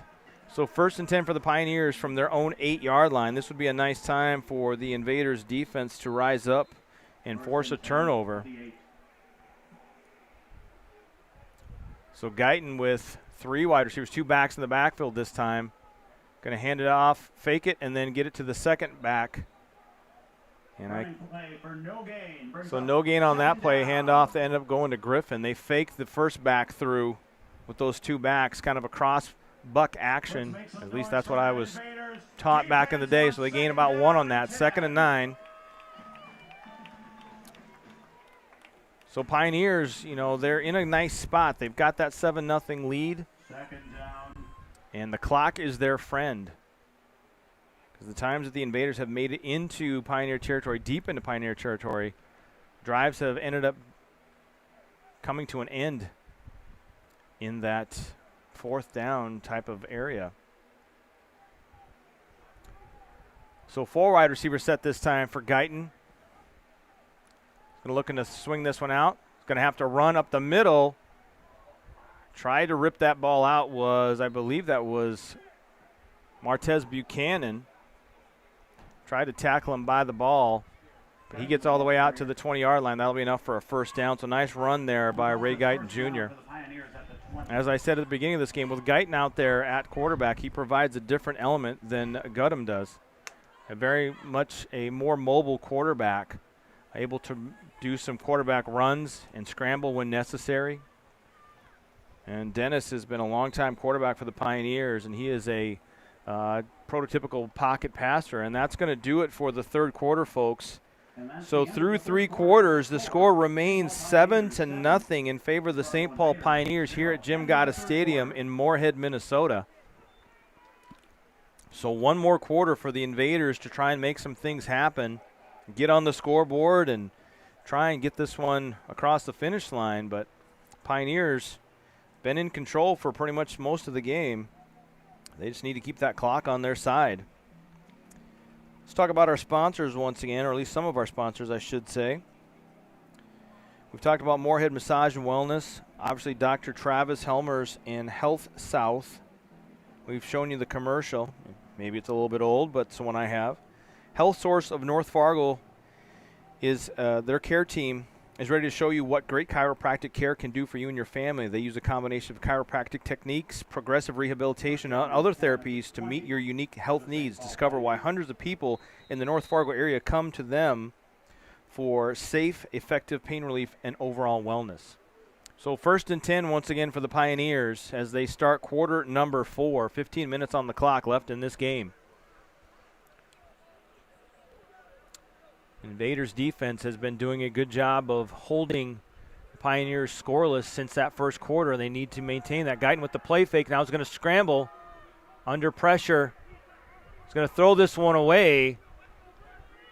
Looked like he was out of the pocket, but there was no receiver anywhere near where he was throwing it. He threw it directly out of bounds, but he's out of the pocket. Ball made it past the line of scrimmage, so I don't think there's going to be any chance of any kind of penalty being called there. So wisely done by Guyton. And he's going to live to play another down. So 2nd and 10 from their own 20-yard line for the Pioneers. As we are here in the 4th quarter.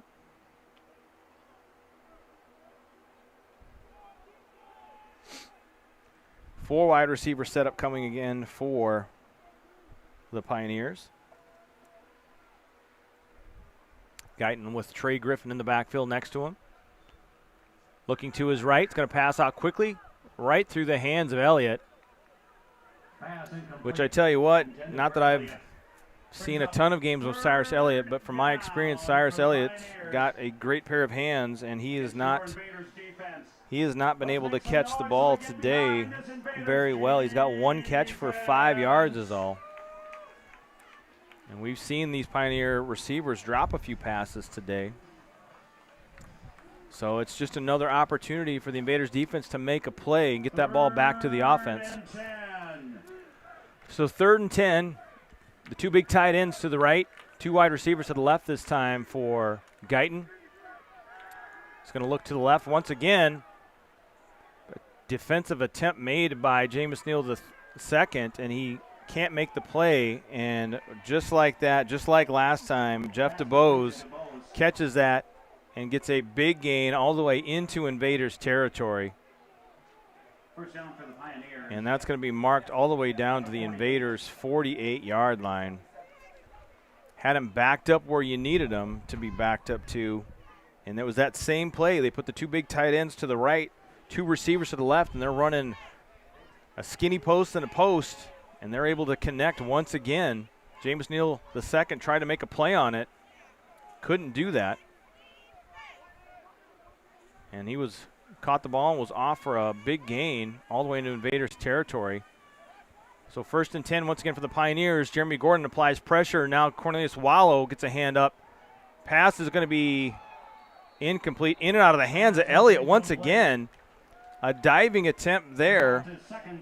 Ball placed very nicely. Travis Williams on the coverage was right there.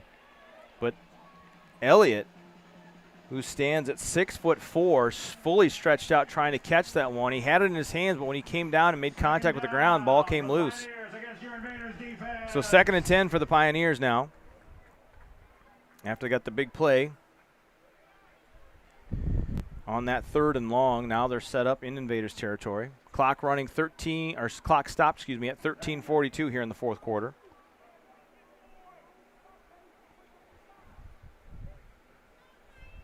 There's always a lot of communication between Guyton and his receivers once they break the huddle, so I don't know if they're waiting to see what the Invaders defense is lined up as before they finally make their final decision as to what they're going to run. 2nd and 10. Handoff this time to Griffin. He's going to bounce it outside. He's going to be tripped up that time. Nicely done by Jameis Neal II. So that'll be a loss of 2 on that play. So 3rd and 12. 3rd and 12 for the Pioneers. Invaders need to stop here. If they can get this stop, I will be curious to see what the Pioneers coaching staff wants to do on 4th down. If they want to try and pin the Invaders deep and make them go the length of the field like they had to do last time they had the ball, or if they want to just take their chances because their defense has been playing so well against the Invaders offense. Invaders seem like they're just inches away from connecting on a big play on the offensive side of the ball. But defensively, they're hanging on. Now they've got trips to the right now for the Pioneers with Guyton at quarterback. Looking to his left. Has some pressure, quickly throws it out. Caught this time by Elliott. He's going to be short of the 1st down, but all the way to the 40-yard line. It'll be 4th and 2. And my guess is the Pioneers are going to leave the offense out there and go for it. These 4th and shorts have not deterred the Pioneers whatsoever, but Elliott finally catches another pass there for about 10 yards. So that brings up 4th and 2. Invaders got to try and get a stop now.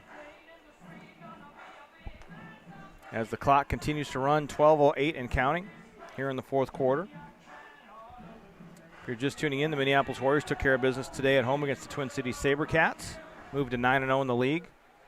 And the Mindac Titans took care of business at home against the Bismarck Wolves, so they move a game ahead of the Twin Cities SaberCats for that 4th and final playoff spot. Ray Guyton looking to pass, and that's going to be caught by Elliott in the middle of 3 defenders. Quinn Redmond's trying to get the angle to tackle him, and he's going to be taken down inside the 10-yard line. So another big conversion.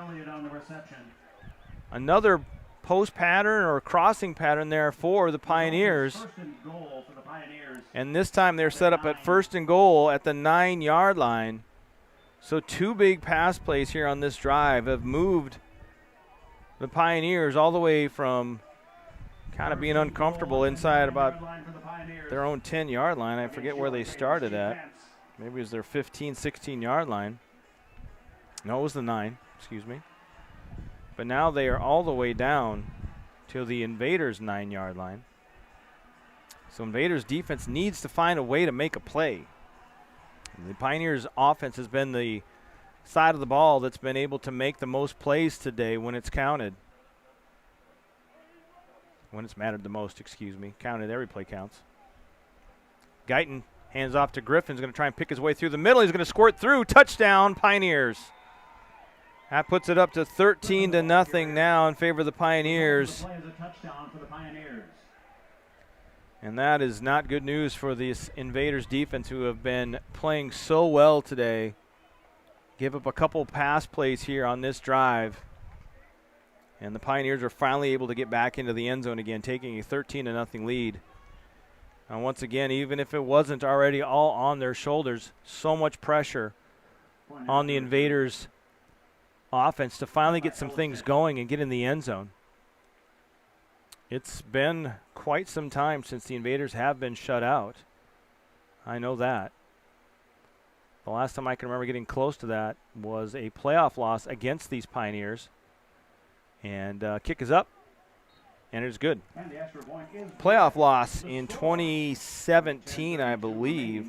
First year in the NEFL, the Invaders went down to Concordia to take on these Pioneers in the first round of the playoffs, because at that point in time, the NEFL had, I believe, 10 teams, 5 in each division. The Invaders ended up in third based on tiebreakers, etc. Had to go to St. Paul and got beat, I believe, something like 45-3.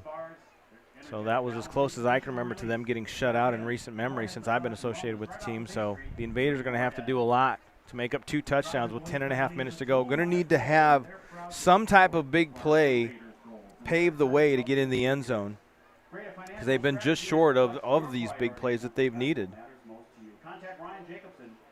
So after that drive, Ray Guyton is now up to 13 of 24 for 161 yards and a touchdown, and Trey Griffin is at 15 carries for 39 yards and that 1 touchdown. So just unfortunate series of events for the Invaders. Almost a big play by Jameis Neal II. Can't make that defensive play on that pass. Helps the Pioneers get things going. Then another big conversion on a 4th and 2. Sets them up inside the 10. 2 plays later, they're in the end zone, taking a 14-0 lead with 10:32 to go here in the 4th quarter. So the Pioneers set to kick this one away to the Invaders. Brandon Jones and Jordan Perkins back deep to receive this kickoff. High end-over-end kick is going to go back into the end zone, and they're going to let it bounce. Take the ball out to the 20, although if we're playing by all of the NFL rules, it'd be back to the 25. Kick results in a touchback for the Invaders. So the Invaders will start their next possession, 1st and 10. Jameis Neal III, big opportunity to make something happen, but needs to have a little bit of luck. We've seen some plays from the Invaders here at Jim Gatta Stadium.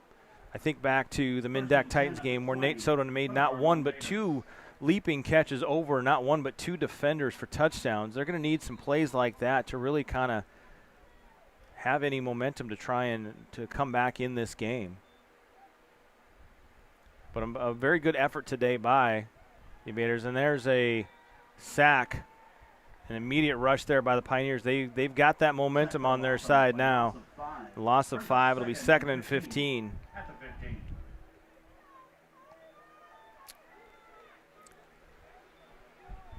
See a lot of tired faces out there, especially on that defensive side of the ball. All right, well, while you were away after the app froze once again, so there are pros and cons to using this app. Pros is obviously the ease of use, but the cons has been it's had to be closed and restarted 3 times so far. So while you were away, completed pass to John Bonney brings up a 3rd and about 4, I believe, maybe 3rd and 5. Should be 3rd and 4. Quick pass out to Rod Stewart. Too high, able to catch it, but that's going to not get them anywhere. It'll bring up 4th down. So the Invaders will send out the punt team since they're still only down 14-0. 8:53 on the clock. And counting.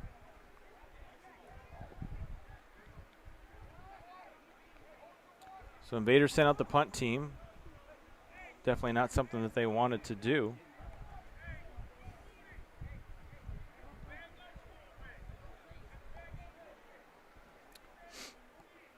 So 4th and 5 from the 25-yard line for the Invaders. A man back deep should be DeBose back there once again.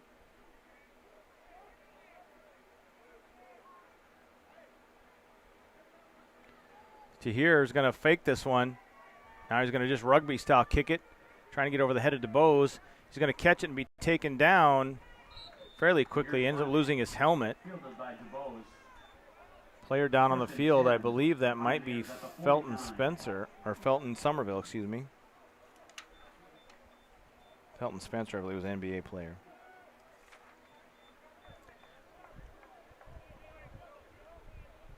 Yep, I believe that is Felton down on the ground. So hopefully he's okay. 1st and 10 for the Pioneers right at midfield. 7:58 here to go in the 4th quarter. Pioneers would like to take as much time as possible on this drive. Obviously, they would like even better to have a long clock-eating drive that results in points and puts this one away officially. But with the way the Invaders offense has not been able to find some consistency today, trailing 14-0 almost halfway through the 4th quarter is not looking its best for the Invaders.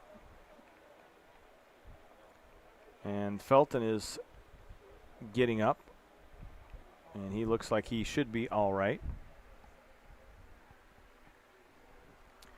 So Invaders did break out a little bit of a trick play there.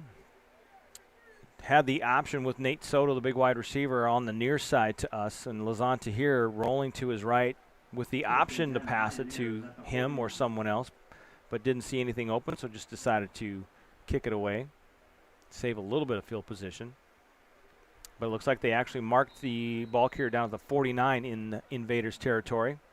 So 1st and 10 for the Pioneers here in the 4th quarter. At the Invaders' 49-yard line, handoff to Trey Griffin. Is going to pick his way through and almost break a tackle. Taken down there by Dom Gussian. He gains a couple there. 2nd and 8 now for the Pioneers.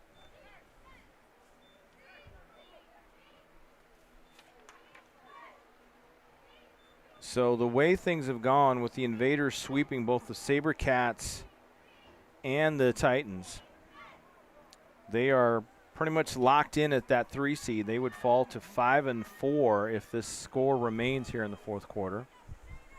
Stranger things have happened. I mean, there was a game at Sid Cichy Stadium over at Shanley High School where Jeremy Gordon returned a fumble for about 95 yards to seal a game against these Pioneers a few years ago.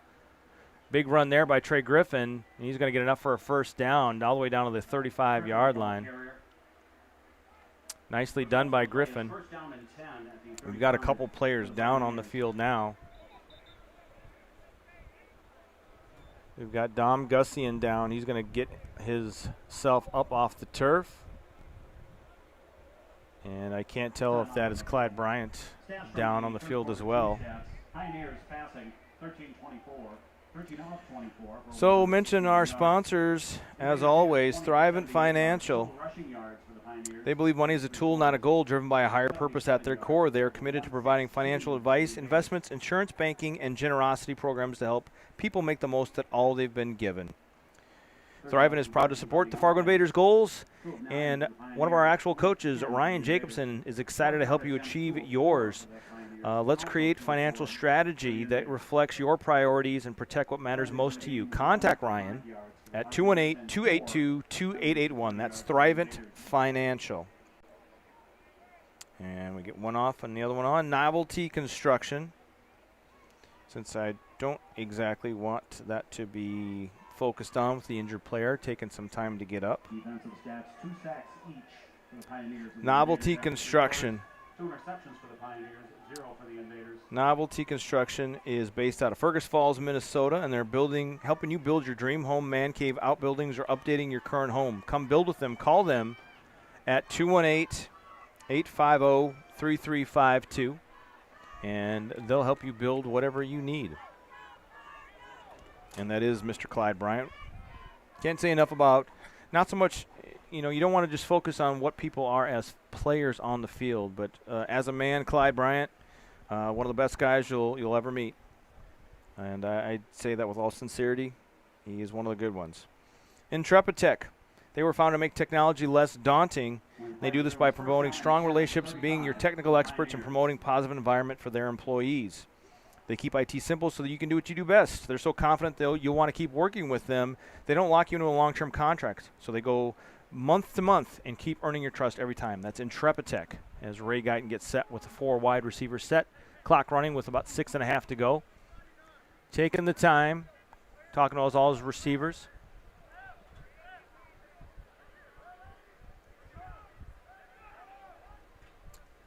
Guyton's going to look to his left, throw this one out. Ball's floated up in the air, and nobody's there to come down with that one. I think if the Invaders could have noticed that ball was just fluttering up there, maybe somebody could have made a play. Like Kelvin Robinson and maybe Travis Williams were the nearest Invaders to that play, but could not make anything happen. So 2nd and 10 for the Pioneers. That stops the clock.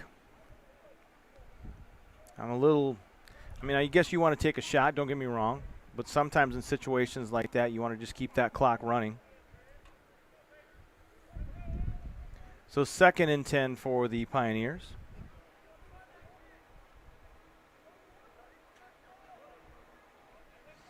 As I can see Clyde getting checked out by Travis Helmers there on the sideline. Hopefully he's all right. Bunch formation, trips to the right for the Pioneers. Guyton sends a man in motion. They're going to have that jet sweep. Might go down as a pass since he pitched it forward. He's going to be down around the 29-yard line. That'll bring up 3rd and manageable for the Pioneers. It was a little bit of an underhanded pitch forward, so that should go down as a reception for DeBose. Although it really kind of looks just like a running play for the Pioneers. 3rd down for your Invaders defense. But 3rd and manageable now for the Pioneers. The question will be, if they don't convert here on 3rd down, do they go for it on 4th down, or they're within Elstad's kicking range? 3rd and 4 at the 29. So do they try and just get 3 more on the board? Because really any type of score here could pretty much salt this one away with 5:22 and counting here in the 4th quarter.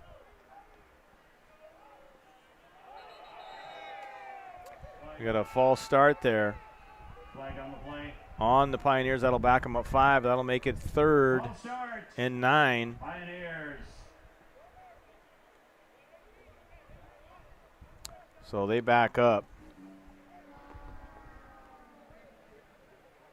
Remains 3rd down.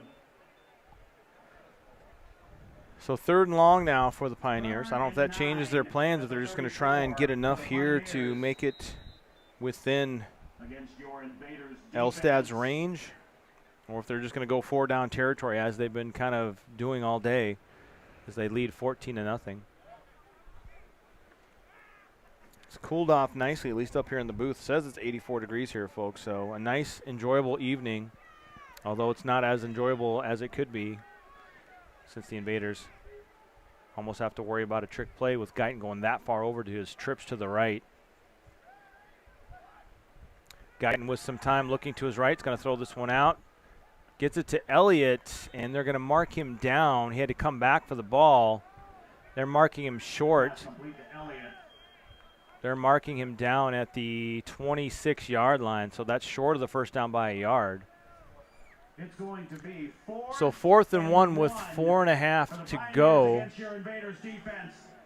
We're sitting in the shade in the sand, so that means we have to make extra noise for your So 4:38 to go, and offense stays out for the Pioneers.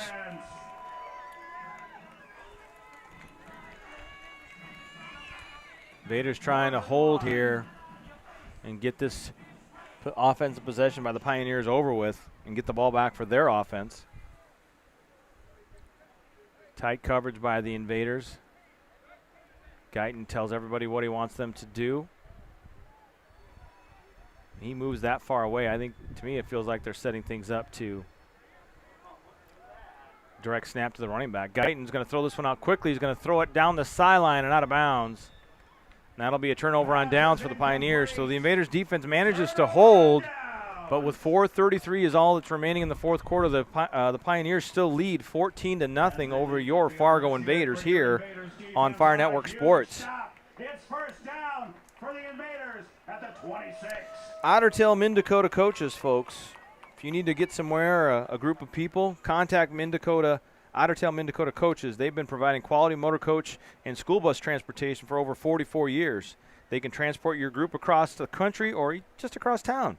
Call them today and have them help you, if I could say that correctly. Call today and let them help you plan your next group outing. That's Otter Tail Minn-Dakota coaches. So crunch time here for the Invaders. 4:33 remaining, 14-0. Pioneers lead. Invaders need 2 scores to get back in this. Jameson III is going to throw a quick pass out to Rod Stewart, makes the catch and gets out of bounds. That'll be a gain of about 7 on that play. So 2nd and 3 with 4:27 on the clock. Invaders need to score quickly, and then they're going to have to onside kick and convert on that to get the ball back. Step 1, obviously, is just getting in the end zone.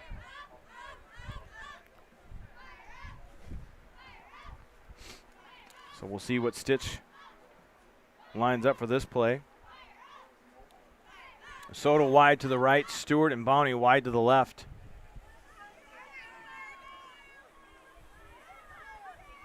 Brandon Jones in the backfield. Going to throw this one deep down the sideline to Rod Stewart. Caught and out of bounds. It is completed in Pioneer territory. Nicely done all the way down to the Pioneer 43-yard line. Needed more plays like that during the course of this game. So 4:21, only 6 seconds came off the clock on that play. 4:21 on the clock. Invaders now in Pioneers territory. Same formation once again. Take that back. I believe that's Garrett McKinney in the backfield with Jameson III. Under pressure, escapes pressure. Is going to tuck it and run down to the 40, down to the 35, and gets tripped up. Should be down to the 34-yard line. We've got number 37 down for the Pioneers. That's Kier Rhodes. Hopefully he's all right. Actually, we got another player down. Looks like there's a shoulder issue. He seems to be talking to the training staff. Number 96, I believe. And 96, it's not listed on my roster, so I might have the wrong one. Next Saturday, 6 p.m. Kickoff right here at Moorhead High School. Fargo Invaders will be taking on the Bismarck Actually, it could be Wolves. 98 6 p.m. next Saturday for the Daniel Bice from the Pioneers. So two Pioneers down, a little banged up here. 2nd and short now, 2nd and 2 for the Invaders. 4:05 on the clock. Jameis Neal III has come in here in the second half. Made some things happen, both with his legs and his arm. He's run for 47 yards, passed for 68, but has those 2 interceptions. The first one ended up not hurting the Invaders, but when they got the ball that second time, had a long 20-play drive, but ended up throwing an interception on 4th down. It was picked off at about the 9-yard line by the Pioneers. So all for naught so far. But overall, when you compare this game to the game that was held here 2 weeks ago against the Minneapolis Warriors, a much better effort today by the Invaders, especially defensively. And that happens sometimes when you get some of your players back. You know, sometimes game time. I mean, people have to realize here in semi-pro football that this is not the same as, you know, college, high school, or pros where that's what these guys do. This is something people who have families. I see family members on the sideline. I see Jordan Perkins' wife and son down there. I see Clyde Bryant, who is getting ice on his knee with his fiance down there. So, I mean, these men have jobs. Even the coaching staffs from both teams, they have jobs that they got to go back to. So it's not quite the same as people that are out there every day practicing and playing this game that they love. This is definitely for the love of the game. So 2nd and short for the Invaders. Snap to Neal. Has some time. Doesn't find anybody open. He's going to scramble to his right. He's going to throw, loft it to the tight end. Jeremy Peterson catches it inside the 20-yard line. Pass complete to Peterson. Nicely done by Neal to buy some time. Gets it to Peterson, who found himself open across the middle. And that'll be an Invaders first down inside the 20-yard line, trying to get in the end zone for the first time today. 2 wide receivers to the right, tight end and receiver to the left. Blitz coming off the outside. Neal's going to step up. He's got some room off to his left. He's going to have to hurry up and throw it. He's got pressure coming and just kind of chucks that one at the feet of John Bonney. Pass incomplete. 2nd and 10. Neal was able to avoid some initial pressure, move around in the pocket. It looked initially like he might have a chance to scramble for a big play. Well, that was anticlimactic, folks.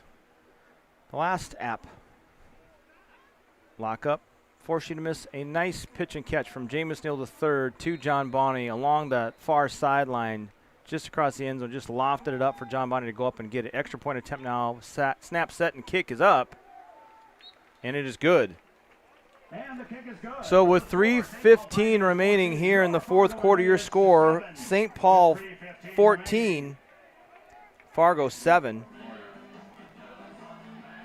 Sorry for the malfunction there. I just looked down as I was talking at the big call for the Fargo Invaders touchdown and looked to see that the app is frozen again. But other than the app itself, everything else seems to be working fine on this broadcast, which is really no consolation. So 14-7 is your score with 3:15 on the game clock. Invaders are going to have to go out there and try the onside kick with Tahir.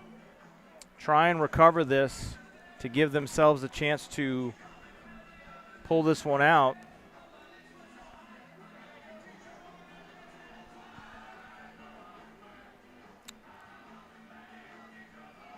So the referees are spotting the ball at the 50. I guess there might have been a penalty somewhere.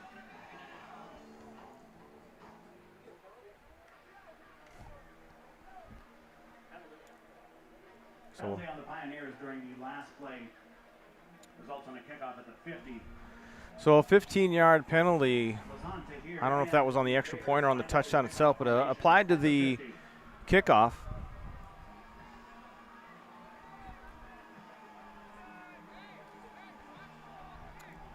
So 1, 2, 3, 4, 5. 1, 2, 3, 4, 5. 11 men out there for the Invaders at the 50-yard line.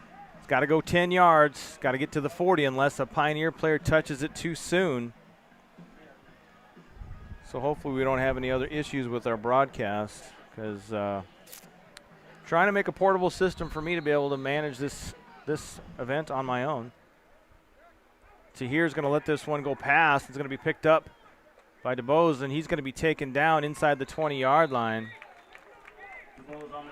So the Invaders lined up in an onside kick formation, not a traditional onside kick formation, but tried to kind of trick the Pioneers into thinking they were going short with only 10 yards, but then try to pooch it down the field and allow the defense to try and make a play on it.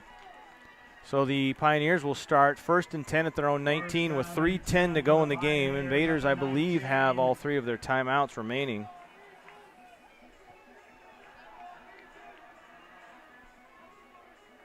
So Invaders need to make a play defensively. Cannot really even give up any first downs here. Need to make a play quickly.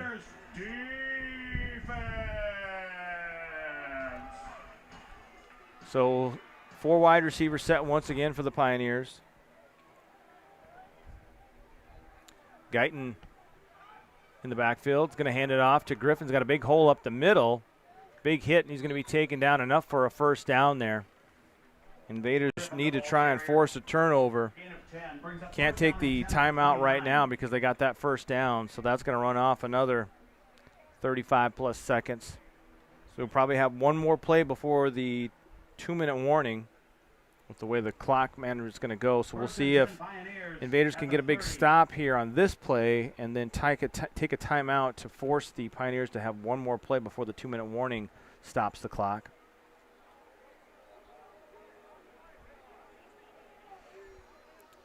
So 4 wide receivers set, 3 to the right, 1 to the left. Griffin in the backfield. He's going to get the handoff once again, gets around the edge of Jeremy Gordon and slips down. Griffin, the ball carrier. Gain of 9. So Jeremy Gordon coming off that edge almost had him in the backfield but couldn't take him down. And so we've got 2nd and 1, it looks like, and that'll be the 2-minute warning right there. So with 2 minutes remaining, your score are St. Paul 14, Fargo 7. Thank you for tuning in tonight. I haven't had a chance to check any of the comments, but needless to say, I'm as disappointed as you are with the lack of availability to show you that touchdown. Trying to see what your guys' comments are to see if I can answer any questions.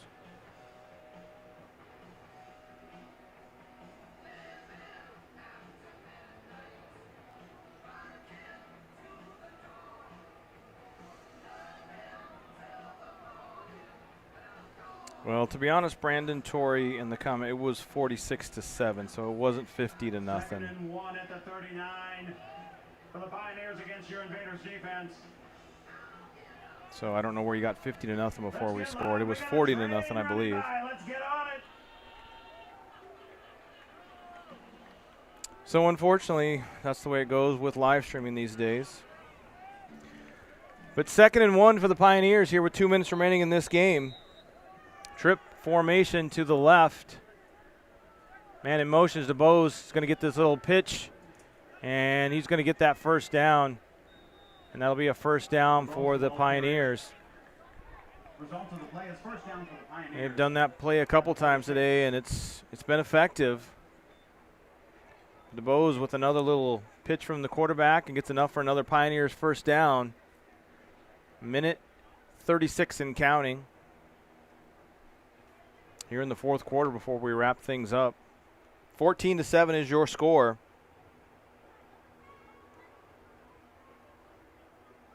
As we get this one across the finish line. It's all right, Brandon. At least you knew the facts. Yes, it was a running clock.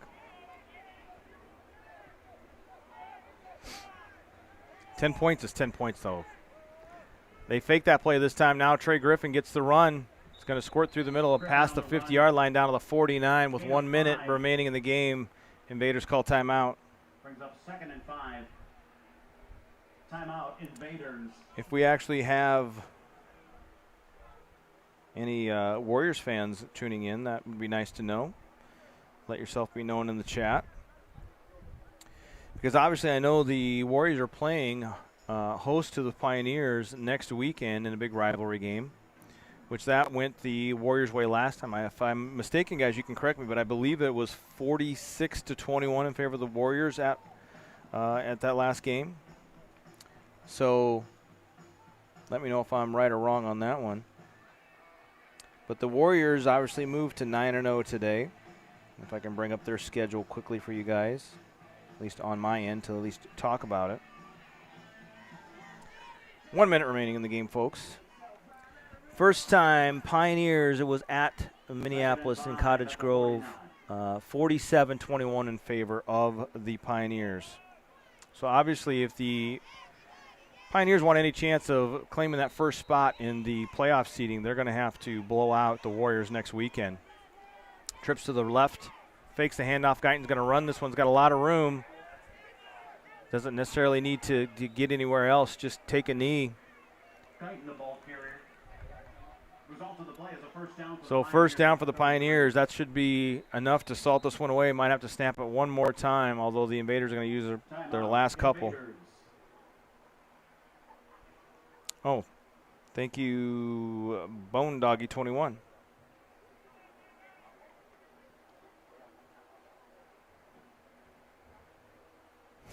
Yes, Brandon. It made me feel better that we scored in the fourth.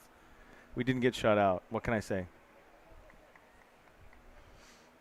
So second timeout taken by the Invaders. Pioneers just have to take a knee a couple times. So last game of the season for the Warriors played at Seafoam Stadium at the home of Concordia St. Paul. On the big stage, on the big field at the home of the Pioneers. Warriors, Pioneers for that top seed. Warriors have clinched number 1. Oh, they have clinched? They can't? If they lose Oh. Pioneers, their point differential is big enough. Oh, okay, so I guess the Warriors have clinched that first seed and don't have to worry about it. Although the Pioneers trying to get another score to try and help that point differential, but it's not gonna matter. Minneapolis Warriors have clinched. That's what I was told by the league president last time out taken by the Invaders. First down at the Warriors have clinched that top spot based on point differential, so even if they by chance lose next weekend to the Pioneers, they have the number 1 seed wrapped up. They will host the number 4 seed, which is going to be either the Mindac Titans or the Twin Cities Sabercats, and I don't have information on those tiebreakers. I don't think Matt heard me there. last regular season game. Next weekend is the last regular season game for the Invaders, as they are technically the road team against the Bismarck Wolves, but the game will be played here at Jim Gata Stadium. So that'll be next Saturday at 6 p.m. here at Jim Gata Stadium. And then the other matchup, obviously, as I spoke before, Warriors at Pioneers. Bragging rights once again on the line between the two Twin Cities rivals down there. I'll say cross town, but they're two different towns. So, and Pioneer's going to just take a knee on this last play here. 35.4 seconds. Guyton takes a knee in the backfield. And it's going to keep that clock running, and that's going to do it from Jim Gata Stadium here in Moorhead, Minnesota, where the Fargo Invaders drop technically their last home game of the season to the St. Paul Pioneers, 14-7. A very good game on both sides of the ball by the St. Paul Pioneers. Enough to get that first score, get that clinching score late in the game to put them up 14-0. Invaders finally got on the board late, but it's not enough as they drop this one 14-7. They fall to 5-4 in the league, 5-5 overall this season with one game remaining, while St. Paul moves to 8-1 in the league, 9-2 overall. And they're set up with a showdown next weekend against the Minneapolis Warriors. And as the teams shake hands, we'll go quickly through the stats to get you off on your Saturday evening, as it's only 8:30. So the game moved really quickly, only 2.5 hours from start to finish. Thanks for tuning in, obviously, once again here on the Fire Network. So thanks for watching, Brandon Torrey. And Brandon obviously didn't know that they had clinched, but good news for them. But they will try and take care of business next weekend. So your final stats tonight: St. Paul wins 14-7. To recap the scoring, first quarter, with 10:02 remaining in the first quarter, Ray Guyton Jr. found Cameo King for a 12-yard touchdown. Extra point was good, 7-0. That score remained all the way through halftime and through the third quarter. And then with 10:32 remaining in the fourth quarter, a 9-yard touchdown run by Trey Griffin put the lead up to 13-0. Extra point good made it 14-0. And then with 3:15 to go in the game, unfortunately, once again, app issues snuck up on me once again, but a nice 19-yard touchdown pass from Jameis Neal III to John Bonney got it to 14-6. Extra point by Tahir made it 14-7, and that's your final score. Stats on the day: Ray Guyton Jr. finished 14-27 for 169 yards and a touchdown. He also ran 5 times for 50 yards. A couple of those really big plays came from his arm on that drive that clinched the game, and also some of those runs that really helped provide a spark on that first drive. Jeff DeBose, 3 carries, 29 yards. Trey Griffin, 20 carries on the day. Workhorse back for them, 78 yards and a touchdown. Receiving Jeff DeBose, 6 catches for 96 yards. So Jeff DeBose highly involved in the offense today. Cyrus Elliott, after having some drops today, came back and got some big catches towards the end, set him up for that last touchdown. 4 catches for 54 yards on the day. Cameo King, 1 catch, 12 yards, but it was a touchdown. Davaris Brannigan had 3 catches for 7 yards on the day. On the offensive side of the ball for the Fargo Invaders, you had Jameis Neal III, went 9 of 19 for 103 yards, a touchdown, and 2 interceptions. Did lead a couple drives into scoring territory, but unfortunately amounted to nothing there. Will Tudman finished the day 3 of 6 for 41 yards. Rushing, Jameis Neal III, 8 carries, 47 yards. Tudman, 5 carries for 17. Brandon Jones had a nice day on the ground, 7 carries, 56 yards. Sigler and Devaney each had 1 carry apiece, 1 yard and 3 yards respectively. Receiving, Rod Stewart, 6 catches for 58 yards. He came on strong once Jameis Neal III came in. Jeremy Peterson had a 16-yard reception on that touchdown drive. John Bonney, 5 catches, 70 yards, and a touchdown. So if you're playing fantasy NEFL at home, obviously Bonney got the touchdown for the Invaders. For the defensive side of the ball, it looks as though 2 players had a total of 5 tackles on the day. Kier Rhodes had 5. Antonio Seals had 5. Daniel Bice had 4. And a number of players had 3, 2, and 1. Sacks on the day, 1 for Jeff McGaster, 1 for Daniel Bice. For the Fargo Invaders defense, they were led by Jameis Neal Jr., or the second. He had 12 total tackles on the day. Derek Alexander had 8. Vinny Holmes had 7. A few players had 4. And then half a sack each for Greg Stem and Anthony Antonio. And Vinny Holmes got credited for a sack as well on that scramble play by Ray Guyton. And that's your stats for tonight. And we'll just check the official standings here now in the NEFL, if I can get back to the main page.